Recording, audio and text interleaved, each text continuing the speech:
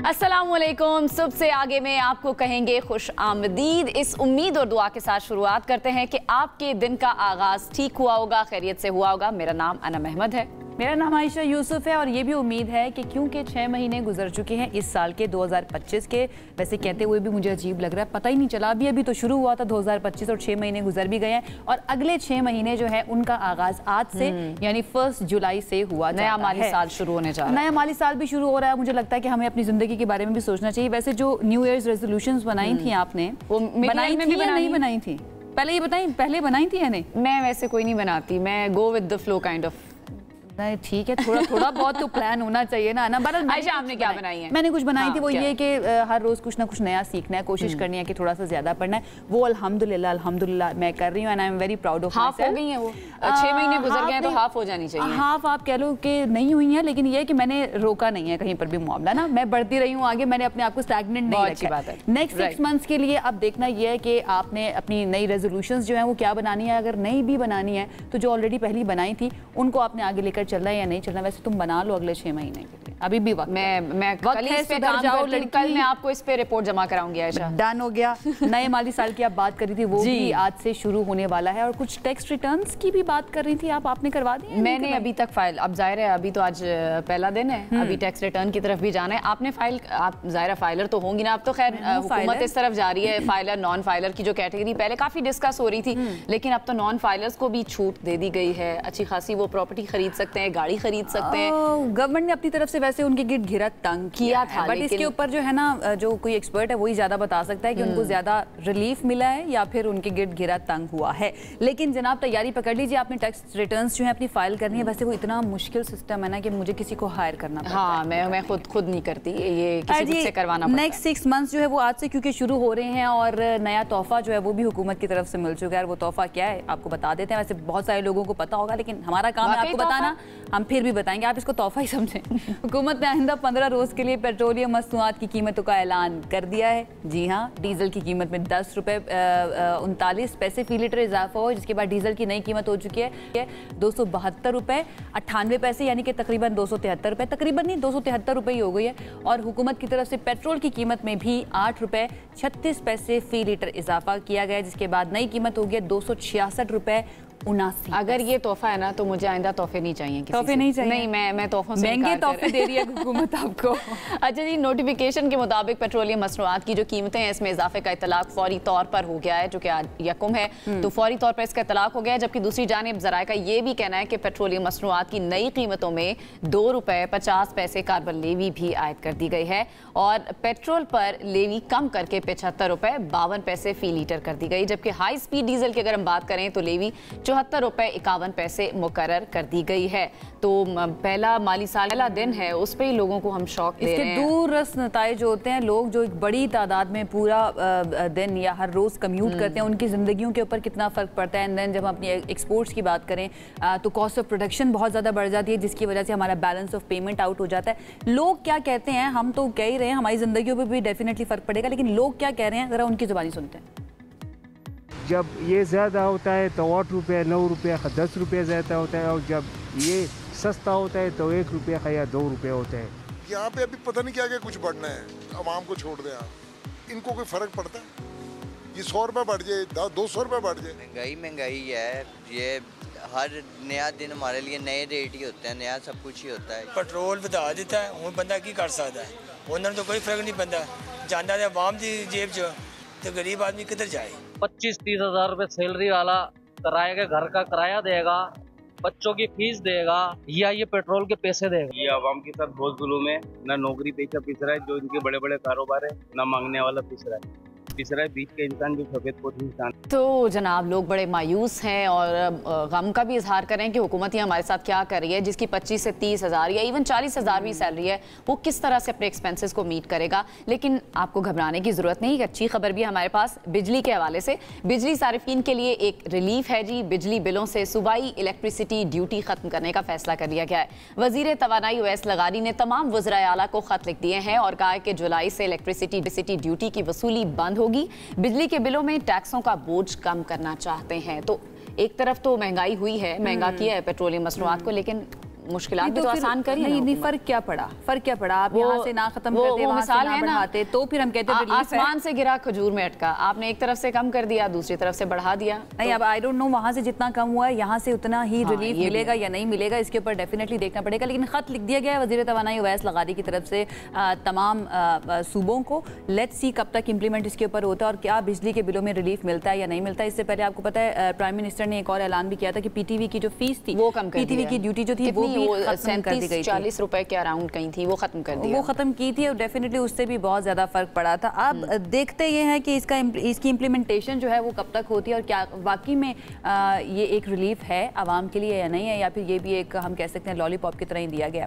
खैर जी, आगे बढ़ जाते हैं क्योंकि ये सारे मामला जुड़े होते हैं सियासत से, और सियासत में हम बड़े अरसे से देख रहे हैं कि अनप्रेडिक्टेबिलिटी भी चल रही है, अनसर्टेनिटी भी चल रही है, कुछ समझ नहीं आ रहा होता कि मामला किस तरफ जा रहे हैं। तो सुप्रीम कोर्ट के आइन का कौमी असम्बली और 3 सूबाई असम्बलियों की 77 मखसूस नशिस्तें तहरीक इंसाफ की बजाय दीगर सियासी जमातों के देने के फैसले ने सियासी बसात पर नई चालें चलने का मौका फराहम कर दिया। इस फैसले ने जहां तहरीक इंसाफ को ज़बरदस्त धचका पहुंचाया जो कि डेफिनेटली एक्सपेक्टेड था, वहीं हुकूमत के हाथ मजबूत होते भी दिखाई दे रहे हैं। तज्जियाकार ये बता रहे हैं या उनको ये लगता है कि अब हुक्मरान इत्तेहाद को आईनी अगर तरमीम उन्होंने कोई करनी है तो उसके लिए ज़्यादा रुकावटों का सामना भी नहीं करना पड़ेगा और पीपल्स पार्टी के ऊपर इन्हिसार भी बहुत कम। बिल्कुल, पीपल्स पार्टी पे इन्हिसार कम हो जाएगा। अब इसके पस मंजर की बात करें तो ये खबरें भी सरगर्म है कि पीपल्स पार्टी को मरकज और पंजाब में वजारतें दी जा रही हैं और वो बाकायदा हुकूमत का हिस्सा बनने जा रही है।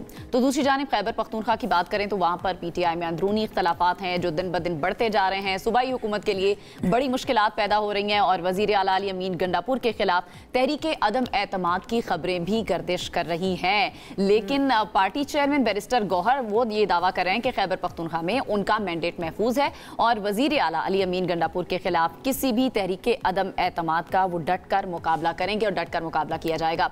अब ऐसे में बहुत सारे सवालात पैदा हो रहे हैं कि क्या हम आइंदा चंद हफ्तों में विफाक और सूबों में सियासी तब्दीलियां देखने जा रहे हैं?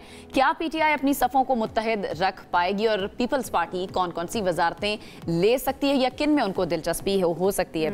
इसी पर बात करने के लिए तज्जियाकार मज़हर अब्बास साहब हमें ज्वाइन करें। मज़हर अब्बास साहब ने हमें ज्वाइन किया, लेकिन कल सीनियर सूबाई वज़ीर जो हैं शर्जील इनाम मेमन, उनकी तरफ से ये कहा गया कोई हुकूमत के अंदर शमूलियत इख्तियार करने नहीं जा रहे हैं, कोई वजारतें नहीं ले रहे हैं क्योंकि उनसे अभी तक कोई राब्ता नहीं किया गया है। लेट्स सी कि ये मामला किस करवट बैठता है। मज़हर अब्बास साहब की तरफ चलते हैं और सबसे पहले ये इंपॉर्टेंट मामला जो कि अब सब जुडिस नहीं रहा है, फैसला आ चुका है, इसके ऊपर उनका तज्जिया जानते हैं। मज़हर अब्बास साहब, थैंक यू सो मच हमें ज्वाइन करने के लिए। आई होप आप ठीक ठाक हैं and good morning to you as well. सबसे पहले आपको क्या लगता है ये इस फैसले के बाद कहा जा रहा है कि टेक्निकलिटीज़ के अंदर इस मामले को फंसा के वोटर्स इंटेंट या वोटर्स जो पॉपुलर वोट देते हैं उसको नुकसान पहुंचा, इसके ऊपर आपकी क्या राय है? जी शुक्रिया। अभी तो पता नहीं किस किस को नुकसान होगा, लेकिन आपकी गुफ्तगू अभी मैं सुन रहा था, मेरा ख्याल शायद अभी पीपल्स पार्टी नहीं ज्वाइन करेगी वफाकी हुकूमत, और इस वजह से कि पीपल्स पार्टी जो इस वक्त पोजीशन में है वो ज़्यादा बेहतर पोजीशन में खेल रही है कि वो हुकूमत का हिस्सा भी नहीं है, हुकूमत पर तनकीद भी कर लेते हैं और हुकूमत का साथ भी दे लेते हैं। तो इससे ज़्यादा बेहतर पोजीशन किसी की क्या हो सकती है कि वो मज़हर साहब, लेकिन क्या हुकूमत चाह रही है पीपल्स पार्टी को शामिल कर ले, कुछ वजारतें ऑफर करने जा रही है हुकूमत? नहीं, तो बहुत अरसे से वज़ीर आज़म कोशिश कर रहे हैं कि पीपल्स पार्टी जो है वो ज्वाइन कर ले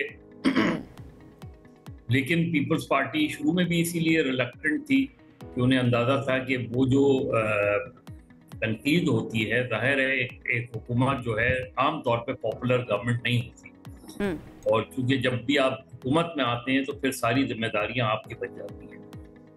उस जिम्मेदारी से अपने आप को थोड़ा सा दूर रखना चाहती है ऑपोजिशन के तौर पे भी, जिसको आप कहें कि एक ज़माने में ये टर्म यूज हुई थी फ्रेंडली ऑपोजिशन। तो ये एक तरीके से पीपल्स पार्टी और नून के ताल्लुकात फ्रेंडली ऑपोजिशन वाले हैं कि वो हिस्सा भी हैं और हिस्सा नहीं भी हैं। तो जब हुकूमत पर जो है वो गोलाबारी होती है तो वो ये कह के साइड हो लेते हैं कि जी हम तो हुकूमत का हिस्सा नहीं है, हम तो हुकूमत को बाद मामलात में सपोर्ट कर रहे हैं। मुझे नहीं लगता कि, कह नहीं सकता, लेकिन मुझे लगता नहीं कि पीपल्स पार्टी वफाकी हुकूमत का हिस्सा बनेगी। बाकी तो इस मुल्क में आपको 1 घंटे बाद क्या होगा इसका भी पता होता। एग्जैक्टली ये जो गेम खेल रही है पाकिस्तान पीपल्स पार्टी, मैं एक सवाल कर लूँ उसके बाद हम सुप्रीम कोर्ट वाले मामले पर आ जाते हैं। ये जो गेम खेल रही है या सियासत जिस तरह की खेल रही है पीपल्स पार्टी इस वक्त, आप हुकूमत के भी सारे मज़े ले रहे हैं, हुकूमत का कोई अच्छा काम होता है उसका क्रेडिट आप लेने के लिए आगे आ जाते हैं, और उसके बाद जब हुकूमत की नाअहली कोई आती है या फिर तनकीद हो रही होती है तो आप फिर बिल्कुल अगेन जो आप कह रहे थे फ्रेंडली ऑपोजिशन वाली साइड पर चले जाते हैं। इन द लॉन्गर रन ये पीपल्स पार्टी को हेल्प कर रही है? चले हम नेक्स्ट इलेक्शन की अगर बात करें, उनको ये हेल्प करेगा आगे जाके? देखिए, अगर मैं आपका एक तवील सवाल समझ पाया हूँ तो मेरे लिहाज से अभी जो एक सिलसिला शुरू होगा वो एक तरीके से हॉर्स ट्रेडिंग होगी। जो तहरीक इंसाफ के आज ही अगर डॉन अखबार के फ्रंट पेज पे खबर देखें कि एक तहरीक इंसाफ के MNA ने जो है मुस्लिम लीग नून ज्वाइन कर ली। जी अब ये कहानियां हम माजी में बहुत सुनते रहे हैं, जोड़ तोड़ की सियासत।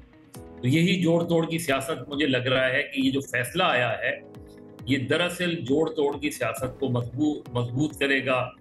और आज इलेक्शन कमीशन का गालबन इजलास हो रहा है जिसमें ये फैसला होगा कि ये खुसूसी नशिस्तें किस किस पार्टी में तकसीम की जाए, और उस तकसीम के साथ ही जब इनको इलेक्शन कमीशन आज़ाद अरकान डिक्लेयर कर देगा तो उसके बाद ये जोड़ तोड़ का सिलसिला जो है वो तेज होगा।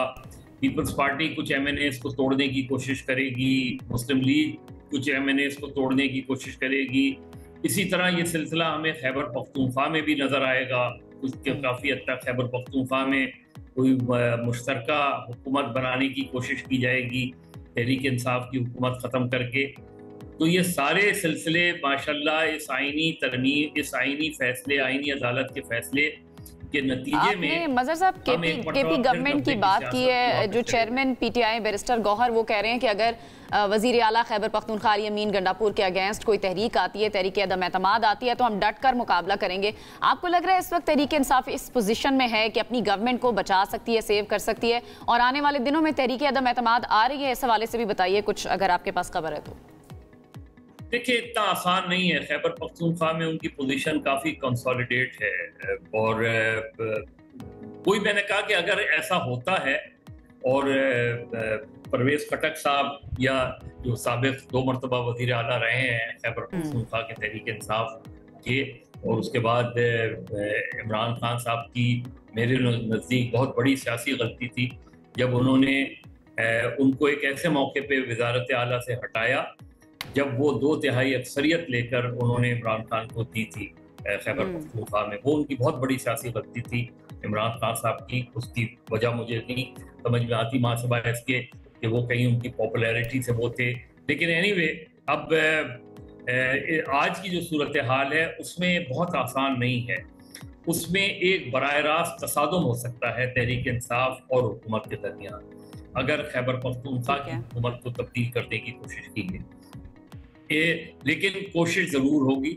लेकिन उससे अहम ये होगा कि इस वक्त मरकज़ में मुस्लिम लीग नून 2/3 अक्सरियत की पोजीशन में आने के लिए बहुत से जो तहरीक इंसाफ के MNAs हैं जो जिनको आज शायद इलेक्शन कमीशन आज़ाद डिक्लेयर कर दे, वो लोग जो है उनमें से बहुत से लोगों को तोड़ने की कोशिश की जाएगी, अपने साथ शामिल करवाने की कोशिश की जाएगी। ठीक है। और ये जो अमल है ये बिल्कुल वही है जो 90 की दिहाई में हमने मुस्लिम लीग नून और पीपल्स पार्टी के दरमियान जोड़ तोड़ की सियासत में। तो क्या मजहर साहब ये कोई नया ग्रुप भी बन सकता है, कोई नई पार्टी भी बन सकती है, या ये मखसूस नशिस्तों से इफेक्ट होने वाले जो मेंबरान हैं ये इन्हीं पार्टीज में शामिल होंगे? कोई नई पार्टी नहीं बनने जा रही। तहरीक इंसाफ के पास क्या ऑप्शन है, तहरीक इंसाफ क्या ऑप्शन ऐसी सूरत में अडॉप्ट करेगी, ये तहरीक इंसाफ की मर्जी है। इस तरह मैंने पहले भी कहा था कि तहरीक इंसाफ के पास एक ऑप्शन तो ये है कि वो ये फैसला कर लें कि जब ऐसी सूरत हाल है तो सारे लोग रिजाइन कर दें। उसमें वो लोग एक्सपोज हो जाएंगे जो लोग रिजाइन नहीं करेंगे। ठीक है। और फिर तहरीक इंसाफ जिस तरह एक सियासी लड़ाई होती है, सियासी लड़ाई लड़े। उन्होंने माजी में पिछले 2-2.5 सालों में बहुत बड़ी गलतियां की हैं। तहरीक वो अपनी इंतजामी तौर पे पार्टी के अंदर उनको बहुत ज़्यादा प्रॉब्लम्स हैं, वो अपने अंदरूनी इख्तलाफात दूर नहीं कर पा रहे। उनके अंदरूनी इख्तलाफात जो है वो सब के सब मंजर आम पर आ जाते हैं। तो उससे तहरीक इंसाफ में तहरीक चलाने की जो कैपेसिटी है उसका बड़ा फुकदान नजर आता है उसके अंदर। ना वो सियासी इत्तेहाद बना पा रहे हैं, ना सियासी तहरीक चला पा रहे हैं। ऐसे ही तो तहरीक इंसाफ को एक बहुत बड़ी मुश्किल का, और ये इमरान खान साहब को जेल में रह के वो तहरीक चलाना चाहते हैं। जेल में रह के तहरीक नहीं चलाई जा सकती, इसलिए कि आप उनको ये फैसला करना पड़ेगा। उन्हें अपने पार्टी पर किसी ना किसी पर, चाहे वो अपनी बहन पर ही एतमाद करें कि बहन को आप पार्टी का कोई ओहदा दे दें, कायम मुकाम चेयरमैन बना दें, जो कुछ भी करें, लेकिन चाहे वो आपकी उस माजी की सियासी बयानिए की नफी हो। लेकिन अगर आपने आज पार्टी को, क्योंकि पार्टी जो है वो बिल्कुल टूट का शिकार है। आपको एक जगह तहरीक इंसाफ के 4 लोग बैठे होंगे तो 4 मुख्तलिफ ग्रुप्स नजर आ रहे होंगे। ऐसे ही है। ये जो तहरीक इंसाफ का चैलेंज है, ये बहुत बड़ा चैलेंज है। लेकिन दूसरी तरफ जो हुकूमत करने जा रही है, ये जो अमल शुरू होगा ये MNAs को तोड़ने का, ये आपको एक मतलब फिर वो पुरानी हॉर्स ट्रेडिंग की तरफ ले जाएगा। ये एक तरफ फिर जो है मजहर साहब, ये हॉर्स ट्रेडिंग की जो आप बात कर रहे हैं, मैं ये जानना चाह रही हूँ इस वक्त में क्यों ज़रूरत पेश आई, क्योंकि कल बैरिस्टर अकील मलिक साहब जो हैं वो आसमा शराजी साहिबा के प्रोग्राम में ये बात करके गए हैं कि पार्लियामेंट की मुद्दत बढ़ाने की कोई तजवीज़ ज़ेरे गौर नहीं है। 27वीं आईनी तरमीम की बात करके गए हैं। और हम जानते हैं हमारे मुल्क के अंदर जब क्लैरिफिकेशंस देना या जस्टिफिकेशंस देना किसी मामले पर शुरू कर दिया जाए तो इसका मतलब है कहीं ना कहीं बात हुई है इसके बारे में। क्या ये कोई मामला हो सकता है कि पार्लियामेंट की मुद्दत मुलाजमत बढ़ाने की बात, या कोई और मामला जिसके ऊपर आईनी तरमीम करनी है और उसके लिए नंबर? मुख्तसर मुझे थोड़ा सा लाउड, क्योंकि आपकी आवाज़ बीच में कट के आ रही थी मुझे। अच्छा, मुझे ये बता दें कि पार्लियामेंट की मुद्दत बढ़ाने की तजवीज़ कोई ज़ेरे गौर नहीं है, ये बैरिस्टर अकील मलिक साहब कह के गए हैं। आपको लगता है कि ये हॉर्स ट्रेडिंग की बात जो है ये वक्त इसलिए भी चुना गया है ये फैसले के आने का? जी पार्लियामेंट की मुद्दत बढ़ाने की? जी नहीं, मुझे नहीं ख्याल, मेरा नहीं ख्याल ऐसा कोई होगा। यानी एक जब आपने एक डेमोक्रेसी को नाम ही हाइब्रिड का दे दिया है, तो डेमोक्रेसी का तो बिल्कुल निगेशन है, क्योंकि डेमोक्रेसी के साथ दुनिया में कहीं आपने हाइब्रिड उसको देखा है? तजुर्बात साउथ एशिया में कुछ हुए हैं, बांग्लादेश में एक इस तरह के तजुर्बे हुए हैं, टर्की में हुए हैं, लेकिन वो सारे तजुर्बात नाकाम हुए हैं। लिहाजा या तो आप जो है ये इसको डेमोक्रेसी ना कहें, सिर्फ हाइब्रिड सिस्टम कहें, क्योंकि इस तरह की चीज़ें पार्लियामेंट की मुद्दत बढ़ा दें। जिस तरह अब जुडिशरी जो है, अब वो जुडिशरी बिल्कुल एक कॉम्प्रोमाइज जुडिशरी नज़र आती है, और उसकी रही सही ताकत भी और इंडिपेंडेंस भी अब ख़त्म की जा रही है। तो अगर आप इसी तरफ चल पड़े हैं तो आज आप हुकूमत में हैं, कल जब अपोजिशन में होंगे आप, और जो लोग हुकूमत में होंगे, तो कल आपको ये सारे फैसले हुकूमत को और हुकूमती जमातों को और उनके इत्तेहादियों को हर्ट करेंगे। बिल्कुल, ये माजी से सबक नहीं सीखते हमारे लोग। यही वजह है कि ये जो आज आप फैसले करते हैं वो कल आपके लिए मुसीबत बनते हैं। अच्छा, सियासी मंजरनामे में मजहर साहब एक और तब्दीली हमें आजकल नजर आ रही है, वो चौधरी निसार की वापस जिस तरह से एंट्री हुई है और वजीर आजम शहबाज शरीफ से उनकी जो मुलाकात हुई है, आपको लगता है कि वो वापस नून लीग ज्वाइन करने की तरफ एक इशारा है? वो वापस नून लीग ज्वाइन कर सकते हैं, या एक तरफ ये भी कहा जा रहा है कि वो उनके जो साहबजादे हैं वो बाहर से पढ़ के अपनी एजुकेशन कंप्लीट करके आ गए हैं, वो शायद चाह रहे हैं कि वो नून लीग के टिकट पर आगे जाएं? तो आपको क्या सिनेरियो नजर आ रहा है इस हवाले से? देखिए, शहबाज शरीफ और चौधरी निसार की बहुत पुरानी दोस्ती है। इसी तरह चौधरी निसार की इमरान खान साहब से बहुत पुरानी दोस्ती है। दोनों यूनिवर्सिटी के ज़माने के लोग वो रहे हैं, और जब तहरीक इंसाफ तहरीक चला रही थी, अपना धरने दे रही थी, उस वक्त भी तहरीक और चौधरी निसार वज़ीर दाखिला थे, उस वक्त भी चौधरी निसार और इमरान खान के दरमियान मोबाइल पर मैसेजेस एक्सचेंज होते रहते थे। और शहबाज शरीफ और चौधरी निसार की दोस्ती तो इतनी पुरानी है कि जनरल मुशर्रफ को जब आर्मी चीफ बनाया गया तो ये दोनों जो है मरी गए थे और मरी में जाके मिले थे मुशर्रफ से, और उसके बाद आके उन्होंने नवाज शरीफ साहब को उनका नाम रिकमेंड किया था। लेकिन जब नवाज शरीफ साहब ने जनरल मुशर्रफ को हटाने का फैसला किया तो इन्होंने चौधरी निसार और शहबाज शरीफ से मशवरा नहीं किया, क्योंकि वो नाराज थे मियाँ साहब। तो उस तरह की रिलेशनशिप रही है। फिर मरियम नवाज साहिबा के मसले पर चौधरी निसार की नाराज़गी हुई और उनकी नाराज़गी इस बात पे थी कि वो समझते थे कि वो पार्टी के सीनियर तरीन रहनुमा हैं नवाज शरीफ के बाद, इसलिए जो है इनके लिए मुमकिन नहीं है मरियम नवाज को एज ए लीडर इस वक्त एक्सेप्ट करना। और शायद इसी तरह की कोई रिजर्वेशन शायद साकान अब्बासी साहब की भी थी रही जी। तो ये देखना, ये मुझे लगता नहीं है, मुझे इस चीज़ का इम्कान बहुत कम लगता है, क्योंकि चौधरी निसार साहब को जितना मैं जानता हूँ उनके बाज़ उसूल हैं जिस पर आप उनसे इख्तलाफ कर सकते हैं, इत्तेफाक कर सकते हैं। वो एमपीए एज एन एमपीए जीते, लेकिन पूरे उस टेन्योर में वो एक मरतबा भी पंजाब असेंबली नहीं गए, उसमें वोट नहीं लिया उन्होंने। तो चौधरी निसार बहुत उनकी पूरी एक तारीख है, पाकिस्तान की मुस्लिम लीग की पूरी एक तारीख है चौधरी निसार। फिर ऐसी भी खबरें आई थी ना बीच में कि वो शायद पाकिस्तान तहरीक इंसाफ को भी ज्वाइन कर सकते हैं, एक ऐसा भी परसेप्शन बनाने की कोशिश की गई थी। अच्छा खैर, मज़हर साहब आपका कराची से ताल्लुक़ है और कराची से रिलेटेड एक खबर भी है, मैं चाहूँगी उस पर भी आप अपना तज्जिया दे दें कि जो खस्ता हाल सड़कें हैं उसके ऊपर मेयर कराची मुर्तज़ा वहाब ने अपने ही वज़ीर जो वज़ीर बल्दियात हैं सईद गनी, उनको ख़त लिखा है और कहा है कि सिंध हुकूमत के ताउन से KMC और ख़त्मशुदा DMCs ने सड़कों की मरम्मत की है, लेकिन शहर की आम शराएँ और गलियाँ बार बार खोद दी गई हैं। मेयर भी पीपल्स पार्टी से है, वज़ीर बल्दियात जो हैं वो भी हुकूमत का हिस्सा है, तो ये आपसी रंजिशें हैं या फिर ये वाकई में काम नहीं हो रहा, फंड्स भी मौजूद थे और फंड्स लगाए नहीं गए, कुछ समझ नहीं आया, थोड़ा सा ज़रा समझाएंगे हमें ये क्या मामला है? मेयर कराची वज़ीर आला सिंध को एक खत लिखें और उनसे कहें कि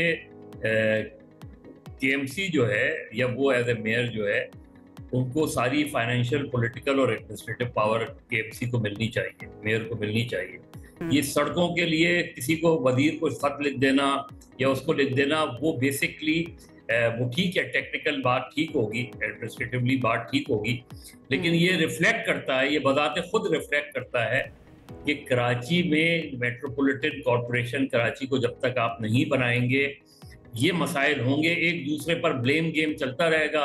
वज़ीर बल्दियात भी एक खत लिख देंगे मेयर को कि आप अपनी जिम्मेदारियां पूरी करें, मेयर कराची फिर किसी और को खत लिख देंगे। एक सीधी सी बात क्यों नहीं करते वो कि कराची को एक मेट्रोपॉलिटन कॉरपोरेशन डिक्लेयर किया जाए जिसके अंडर सारी सिविक एजेंसीज हों, इंक्लूडिंग जो दूसरी सिविक एजेंसीज हैं, जो DHA है, कैंटोनमेंट बोर्ड है, बाकी चीज़ें हैं, उसका ये क्यों नहीं हम कहते पूरे पाकिस्तान का ये मजमूई तौर पे मसला है कि हम जो है वो लोकल बॉडीज को मजबूत नहीं करते, हम लोकल गवर्नमेंट्स को मजबूत नहीं करते। हर जगह आप देखें, हर सूबे में देखें, वजीर आला चक्कर लगा रहे हैं, वज़रा चक्कर लगा रहे हैं, भाई मेयर क्यों नहीं है? मेयर को लोकल गवर्नमेंट एम्पावर हो तो जो सूबाई हुकूमतों का काम आसान हो जाएगा। उनके पास माली वसाइल भी होने चाहिए, सियासी भी होने चाहिए, इंतजामी भी होने चाहिए उसमें। तो जब तक हम लोकल गवर्नमेंट, और ये 18वीं तरमीम में कहा गया है, काफी मुश्किल में है ना कि वो कह भी नहीं सकते, MKM के मेयर्स की तरह कह भी नहीं सकते हैं कि मेरे पास कोई इख्तियारात नहीं है या मुझे सही तरह से काम नहीं करने दिया जाता, क्योंकि उनका पीपल्स पार्टी से ही ताल्लुक है।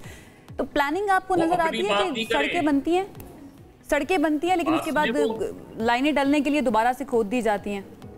उनसे कहें कि पहले तो ये बताएं कि इस गवर्नमेंट के दौर में जितने अंडरपास बने थे, जितने फ्लाईओवर्स बने हैं इस गवर्नमेंट में, मैं कह रहा हूँ पिछले 5 साल की बात कह रहा हूँ, यानी ये तो गवर्नमेंट पिछले 10 साल से चल रही है ना, बल्कि 12 साल से चल रही है, वो बार बार खराब क्यों हो जाते हैं? उनमें बार बार रिपेयर, इसका मतलब है सब स्टैंडर्ड वर्क हुआ है ना, जब तो बार बार आप उसकी दोबारा वो करते हैं, तो उसको अकाउंटेबल किसको करार देते हैं? कौन अकाउंटेबल है जिसने खराब सड़कें बनाई हैं? उनको सजा क्यों नहीं देते? जो लोग खराब सड़कें बनाते हैं, जो लोग खराब अंडरपास बनाते हैं, जो लोग सब स्टैंडर्ड फ्लाईओवर्स बनाते हैं, ये जो चीजें हैं, ये ब्लेम गेम। मसला ये ना, अगर बार बार एक ही चीज हो रही है, बार बार सड़कें खराब बन रही हैं, इसका मतलब एडमिनिस्ट्रेशन को मालूम है और वो कुछ करना नहीं चाह रही। यही तो मसला है। एक जमाने में मैंने अपनी आंखों से देखा था, जब गालिबन फहीम जमान एडमिनिस्ट्रेटर थे, तो शहीद मिल्लत रोड पे मनो सड़क बन रही थी, तो मनो की तादाद में बर्फ डाली गई थी, बर्फ के पास सड़कों की कारपेटिंग की गई थी। अब आप क्या, चूंकि हमारे यहाँ कोई विजन नहीं है, हमारे यहाँ हुकूमतों की कैपेसिटी और कॉम्पिटेंस का ये आलम है, कि कितने करोड़ों रुपए की आप सड़क बना रहे हैं और उसके बाद आपने एकदम फ्लाईओवर्स और अंडरपास बनाने शुरू कर दिए, तो क्या ये पहले जहन में नहीं था? ये यूनिवर्सिटी रोड देख लें, जिसमें आज भी लाखों लोग रुल जाते हैं। पिछले 5 साल से ये यूनिवर्सिटी रोड, 5 साल पहले एक अच्छी सड़क बनी, उस वक्त आपके जहन में ये बात नहीं थी कि ये इसको आगे ये बनाना है।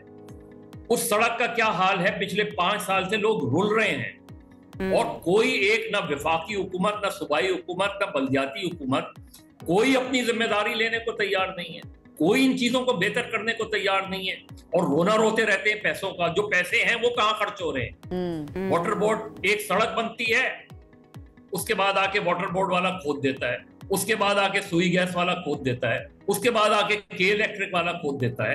तो ये शो करता है कि कितनी खराब गवर्नेंस है। ये बातें शो करती हैं कि आपकी कारकर्दगी, आपके अफसरान जो बैठे हैं कितने नाअहल हैं। करप्शन तो छोड़ दें एक तरफ, वो तो आपको हर जगह मिलेगी करप्शन, और डीप रूटेड करप्शन बनेगी। नाअहली, सब इनकॉम्पिटेंस जो है वो नजर आती है, बिल्कुल साफ नजर आती है। इसीलिए ये शहर बेहतर नहीं हो सकता, इसीलिए ये शहर अनगवर्नेबल है, अनकंट्रोलेबल शहर होता जा रहा है। इसलिए लेकिन मसला ये ना मज़हर साहब, बार बार लोग फिर ज़ाहिर वोट देते हैं तो ये नुमाइंदे इलेक्ट होकर आते हैं, तो आवाम को भी फिर सोचना पड़ेगा कि आपने किन नुमाइंदों का इंतखाब करना है। बहुत बहुत शुक्रिया मज़हर अब्बास साहब, आप बड़े अच्छे तरीके से आपने नुमाइंदगी की अच्छी के लोगों की और अपना एनालिसिस जो है वो भी पेश किया। Thank you so much. हम आपको सुबह बुलाते हैं और आप सुबह हमारे मॉर्निंग शो का हिस्सा बन जाते हैं अपना एनालिसिस देने के लिए। मज़हर अब्बास हमारे साथ मौजूद थे। अब हमें एक ब्रेक की तरफ जाने, और ब्रेक से जब हम वापस आएंगे तो मानसून का सीज़न जो है वो शुरू हो चुका है और अभी तक हम कई ऐसे इंसिडेंट्स देख चुके हैं जिसमें कई जाने जा चुके हैं। अब उसके लिए एनडीएमए की तरफ से क्या किया जा रहा है या फिर जो इंतजामिया है उसकी तरफ से तैयारियां क्या की जा रही हैं या फोकस क्या रह सकता है, एक ब्रेक के बाद इस पर बात करेंगे। साथ रहिए। ब्रेक के बाद आपको एक मरतबा फिर से कहेंगे खुशामदीद। नेशनल डिजास्टर मैनेजमेंट अथॉरिटी यानी एनडीएमए ने 5 जुलाई तक मुल्क भर में शदीद मानसून बारिशों और मुमकिन सैलाब के पेश नज़र अलर्ट जारी कर दिया है और हमारी भी कोशिश है कि हम रोज़ाना इस हवाले से एक सेगमेंट रखें ताकि आपको अवेयर कर सकें। इस इदारे के मुताबिक कश्मीर, गिलगित बल्तिस्तान, इस्लामाबाद, पोठोहार रीजन, एबटाबाद, मानसहरा, हरीपुर, बालाकोट, मरी, गलियात में मूसलाधार बारिशों के बायस लैंड स्लाइडिंग और नदी नालों में तुग़यानी का खदशा जाहिर किया जा रहा है। जबकि अगर हम केपी की बात करें तो मुख्तलिफ अजला हैं जिसमें पेशावर, चारसदा, नौशहरा, कोहाट, स्वात, चित्राल, डीआई खान, बन्नू और मर्दान भी उन इलाकों में शामिल हैं जहां पर अर्बन फ्लडिंग और नदी नालों में तुग़यानी का खतरा बढ़ गया है और जो दरियाओं के किनारे रहने वाले लोग हैं खास तौर पर उनको कहा जा रहा है कि आप पेशगी इक़दाम करें, अलर्ट रहें। ये बहुत ज़्यादा ज़रूरी है और जो हमारे इदारे काम कर रहे हैं उनके अलर्ट्स को संजीदा लेना बहुत ज़्यादा ज़रूरी है। कराची के अंदर हम इस तरह की चीज़ें देखते हैं या इस तरह के इंसिडेंट्स देखते हैं कि अलर्ट जारी किया जाता है लेकिन लोग जो हैं वो फिर भी साहिल समंदर पर पहुंच जाते हैं, हालांकि जो लहरें हैं वो बहुत ख़तरनाक भी हो सकती हैं। तो आपकी सीरियसनेस जो है ना वो भी बहुत ज़्यादा ज़रूरी होती है इदारों को अच्छे तरीके से अपना काम करने के लिए और आपकी अपनी जान के लिए भी। अब इस सिलसिले में क्या इकदाम किए जा रहे हैं और एनडीएमए की तरफ से अभी तक क्या क्या कुछ किया गया है या फिर क्या प्लानिंग में है, पाइपलाइन में क्या है, हमारे साथ इस वक्त मौजूद हैं program manager gender and community cell NDMA Zulekha साहिबा। एनडीएमए से इनका ताल्लुक है, बात करते हैं इस बारे में। Thank you so much Zulekha, कैसी हैं आप? अल्लाह का शुक्र जी, आप कैसे हैं? ज़बरदस्त, thank you so much for joining us. सबसे पहले ज़रा ये जो अब फोरकास्ट हमारे सामने आ चुका है कि मानसून बारिशें शुरू हो रही हैं, सैलाब का खदशा भी जाहिर किया जा रहा है, एनडीएमए ने फौरी तौर पर क्या क्या इकदाम जो हैं उनके लिए तैयारी कर ली है? ये जो सारे हमने एक टेक अर्ली वार्निंग दी है इन सारे इलाकों के लिए, बताया है कि यहाँ पर इतनी बारिशें मुतवक्को हैं, इन बारिशों की वजह से कहाँ कहाँ सैलाब आ सकते हैं, नशीबी इलाकों में आ सकते हैं, शहरी इलाकों में अर्बन फ्लडिंग हो सकती है, इसके अलावा पहाड़ी इलाकों में लैंडस्लाइड्स हो सकती हैं। तो ये सारी चीज़ें, इसके पेश नज़र हमने आवाम को, PDMAs को ये सारी चीज़ें अपनी पाक डिज़ास्टर अलर्ट ऐप के थ्रू ये सारी चीज़ें बताई हैं। अगर आवाम उस ऐप को डाउनलोड करती है तो उनको वक्ती बर वक्त ये मालूमात मैसर हो सकती हैं। इसके अलावा हमारी वेबसाइट पे, इसके अलावा PDMAs को, प्रोविंशियल डिज़ास्टर मैनेजमेंट अथॉरिटीज़ को ये सारी अलर्ट्स दी जा चुकी हैं, एडवाइजरीज़ जारी होती हैं वक्तन फ़वक्तन 5 दिन के वक्फे से। और इसके अलावा तमाम DDMAs तक हमारे ह्यूमैनिटेरियन पार्टनर्स में, जिसमें UN एजेंसीज। स्टार्ट जो है वो अलर्ट से ही होता है, अलर्ट जारी किया जाता है, एंड देन उसके बाद ऑपरेशंस तक फिर किस तरह से जाता है, थोड़ा सा ज़रा बताइएगा प्रोसेस क्या होता है? टेक अर्ली वार्निंग हमारा एक पूरा एक सेगमेंट, पूरा एक विंग है NDMA में, नेशनल इमरजेंसी ऑपरेशन सेंटर में। वो टेक अर्ली वार्निंग्स देता है, यानी कि पेशगी इतला देता है कि किन किन इलाकों में कौन कौन सी आफत आ सकती है, और वो हम 8 महीने तक पहले दे सकते हैं। हमारी इतनी कैपेबिलिटी है नेशनल इमरजेंसी ऑपरेशन सेंटर की। फिर उसके बाद वो रिस्पांस साइट पे जो हमारे ऑपरेशन सेंटर है, हमारे जो ऑप्स विंग है हमारा, फिर इसके अलावा एक डिज़ास्टर रिस्क रिडक्शन विंग है, और इसके अलावा और विंग्स हैं, वो अपने अपने पार्टनर्स को ये चीज़ें आगे बताते हैं, एडवाइजरीज, अलर्ट्स, ये सारी चीज़ें जारी होती हैं। आपने कहा कि 8 महीने पहले हम बता सकते हैं कौन से इलाके इफेक्ट हो सकते हैं। 8 महीने पहले किन इलाकों का बताया गया था? पहले से पेशगी इकदाम क्या किए गए उस हवाले से?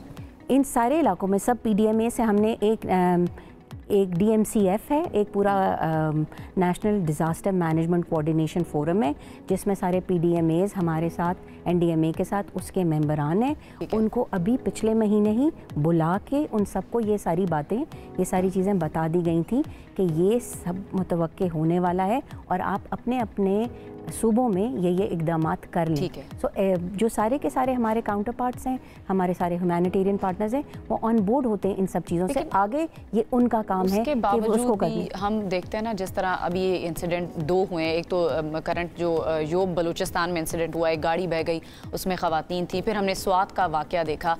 फिर सवालिया निशान तो बहुत सारे लोग कहते हैं कि NDMA क्या कर रही है, दीगर इदारे क्या कर रहे हैं, वहाँ की जो लोकल इंतज़ामिया वो क्या कर रही है, अगर पेशगी इकदाम नहीं किए जाते। पहले से जिस तरह आप बता रही हैं 8 महीने पहले से बता दिया गया था ये इकदाम होने चाहिए थे। आपको इसमें यहाँ पर एक बात समझने की बहुत ज़रूरत है। जैसे अभी हमारे जो चेयरमैन NDMA ने भी आके नेशनल टेलीविज़न पे ये बात बताई थी, और ये बात है कि डिज़ास्टर मैनेजमेंट पाकिस्तान में एक डिफ़ॉल्ट सब्जेक्ट है। रिस्पॉन्स की ज़िम्मेदारी, ऑन ग्राउंड रिस्पॉन्स की ज़िम्मेदारी फर्स्ट और सेकंड टियर वो पहले अजला की है और फिर प्रोविंसेस की है, और जब नेशनल इमरजेंसी डिक्लेयर होती है तो फिर NDMA आता है। NDMA according to the constitution of Pakistan आइन के मुताबिक is the national federal coordinating and management body.